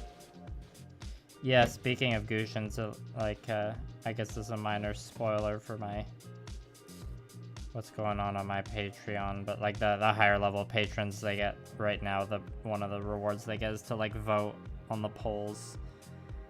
So I was like, the latest poll I posted was for what, like, my first Gunpla project in January would be. The poll is still running now, but right now it looks like the Gushin might win. Should win. It deserves to win. He's the best boy. Sorry, like, he just is. Can't. Pretty good. He's good. He's chonky. The only thing that beats a Gushin for me in terms of design is the Ava Unit 1, which is debatable if it's, like, you know, a proper Gunpla because it's organic. So, does that count? You know? Like, there's a... Yeah, well, like, it's still... in there. I'd say it still 100% counts as, like, mecha, for sure. I mean, Yeah. it's not a Gundam, but, like, the only... You know, it has to be, like, a design from a Gundam show that's, like, literally called a Gundam for it to be a Gundam. But, yeah, the Ava, like, model kits from Bandai, I would say those definitely count as Gunpla. Cool. And as it's you hard know, to top that design. I'm not very well versed in the lingo of what a high grade and a GR and, you know, all that stuff is. It's a lot sometimes. I don't even know if a GR is anything. I just picked letters. I'm so sorry. Apologize. hand painting white and yellow are the worst for you, Disrespect. That makes sense. That's just a result of the pigments that humans have been able to, invent and distill. That's not anything reflective of your painting skill. It's just legitimately, the pigments available in white and yellow are not as strong and as good as those available in other colors. So those colors are universally more difficult to paint. Like I said, there's a lot of great videos out there where people can teach you how to paint those colors specifically, but one of the best techniques that I've found is undercoating the area. Like if you intend to paint an area yellow, if you paint it either orange or pink beforehand, typically I go with pink just because pinks tend to have better coverage, as red is a very strong pigment. You'll find that the yellow goes on way easier. Similar to how if you want to paint an area white, if you paint it tan first and then put white over the top, you'll find you have a much easier time. So stuff like that, little tips and tricks, can definitely aid in you getting a better looking paint job overall. It's really hard when you're trying to do freehand on something though. Like I have a lot of areas on the night that are white striped, and I will always paint the white as base coat first because it's easier to lay down white and then something over top of it as opposed to doing something beneath and then putting white over the top. Good knowledge drop there. Boom, lore. The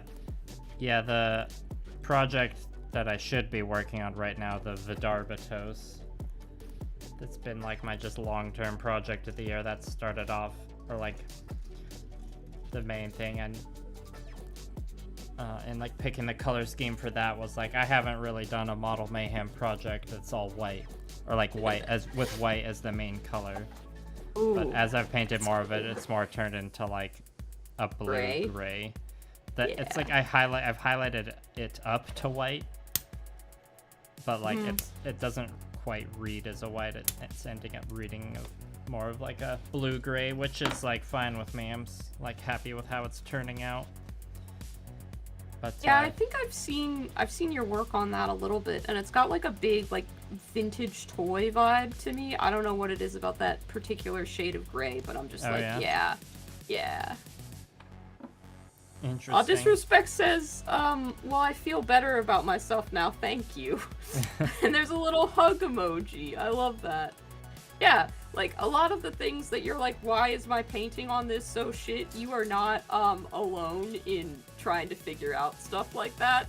Some things are just legitimately more difficult, higher level techniques, or, in the case of literal pigments just not being as good.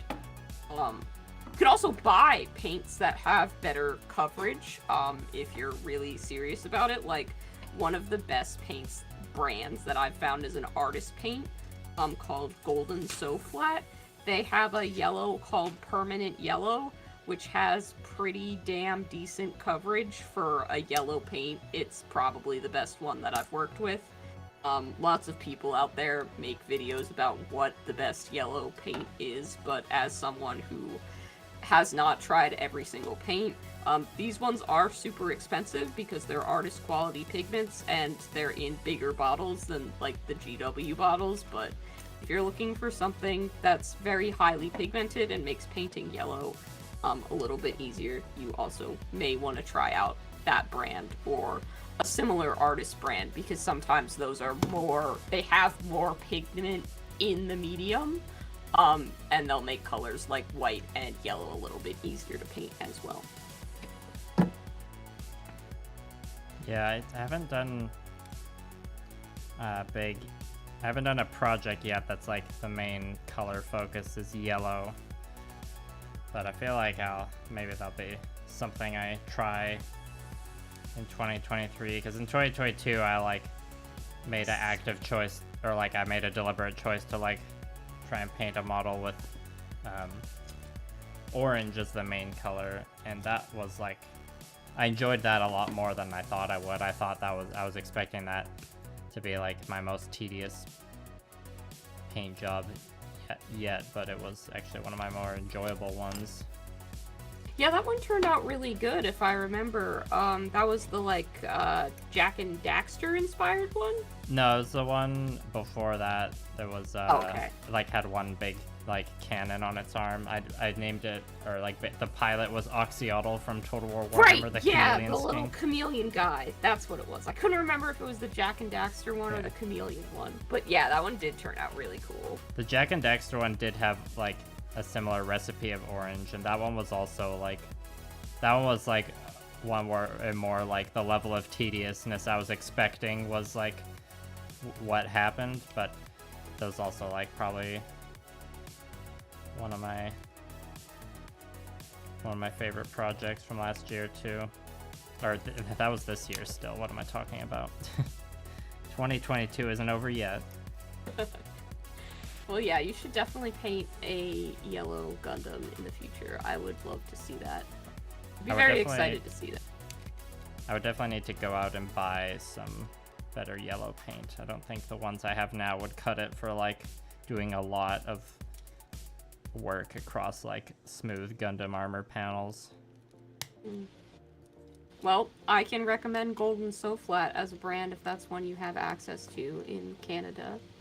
I mean, like, I've gotten golden paints before. I haven't seen So Flat yet, but I'm sure there's a store somewhere. One line that I would really love to try that is very difficult to get in Canada for some reason is Scale 75.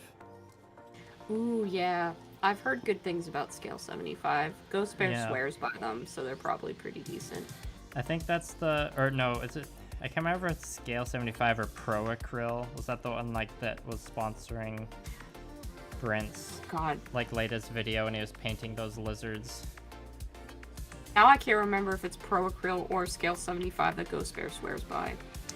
And I also don't remember which video was sponsoring that, or which company was sponsoring that video. Yeah, the one where he's, like, describing or, like, the behind-the-scenes process of that, like, big-ass battle report that'll be coming out sometime. Yeah, I'm excited to see that. Like, yeah, me too. No joke. I don't know, like, it's gonna be a little ridiculous, sure, seeing all these fancy cameras, but, like, yeah, why not? Like, that's cool as hell. I'm sure part of me is gonna, like, feel really bad, just in the sense, or, like, everyone who's ever made a battle report is gonna be like, great, now, like, this team of people have created a battle report that, like, literally no one can ever top until they, like, also hire, like, Cinecore Media or whatever. But I'm here for it at the same time. I think people might just get new ideas for how to film battle reports and make them engaging from it. Like, I think that's going to be a bigger takeaway than people expect. Like, sure, you're not going to be able to do the same, like, sweeping, super precise movements, but, like, seeing the way that a professional film company would approach this hobby, that's going to be beneficial for everybody, I feel. Well, yeah, it's like the guy or one of the guys who runs the company, it's like he himself is, like, a Warhammer nerd, so need, like, a dedicated Warhammer nerd at the film company to make it happen. Yeah, I'm very much looking forward to it. The fancy film company aside, it's also going to be, like, a one-page rules battle report, and I've been, like, dabbling in that game a bit this year, so that'll be, like, fun to see. And, like, the lizard minis that Brent was painting in his video, all those sculpts look pretty wicked. That was so cute. Yeah, I'm excited for that. I think a big wasted opportunity for Warhammer Plus that they didn't make good battle reports. Like, yeah, they could have made really good battle reports and people would have definitely wanted to check those out. But apparently they're not that compelling, which is a shame. Yeah, that's too bad. Battle reports are hard to pull off. The only peoples that I've, like, gone back and watched regularly or, like, play on tabletop, and I guess Ash Barker from Guerrilla Miniatures games. But I go to both of them for different reasons. Oh, and Caleb has fact checked for us, and it was Pro Acryl. Pro Acryl, thank you. And I've finished the chest, and I've attached the arms, and it's looking fine. Excellent. This is a nice hefty model kit, like the arm span or the wingspan. If I like spread the arms out, it's like a solid 10 inches almost. Pretty cool. Well, that's probably we're almost at 3.5 hours, so I guess you probably wrap up the stream. Yeah, I think I'm good for here. Thank you guys for watching, Yeah, especially thanks, if you everybody. stuck around while I was done with the Night Titan. I hope that everybody has a happy holiday and gets to spend some time working on their hobby projects. Yeah, same for me. I'm not sure when my next if I do any more streams this year, there might be like one more before New Year's working on Vidarbatos, but next co-stream for us will probably sometime 2023. We can do our holidays debrief. Maybe talk about the finished night or something. I'm willing that finished night into existence for sure. I believe in you, and I need you to believe in me as well, because I need to also get a video done before Christmas, and it's gonna next week is definitely gonna be a week. Next week we're just gonna send each other single messages that are just like, "You done yet? No. Good luck. Thanks." And then we go back to working on stuff. Yeah, geez, probably. Alright, well, for everybody here, I'm gonna call it a night. Bye, everybody. Happy holidays. Bye. Thanks for coming by.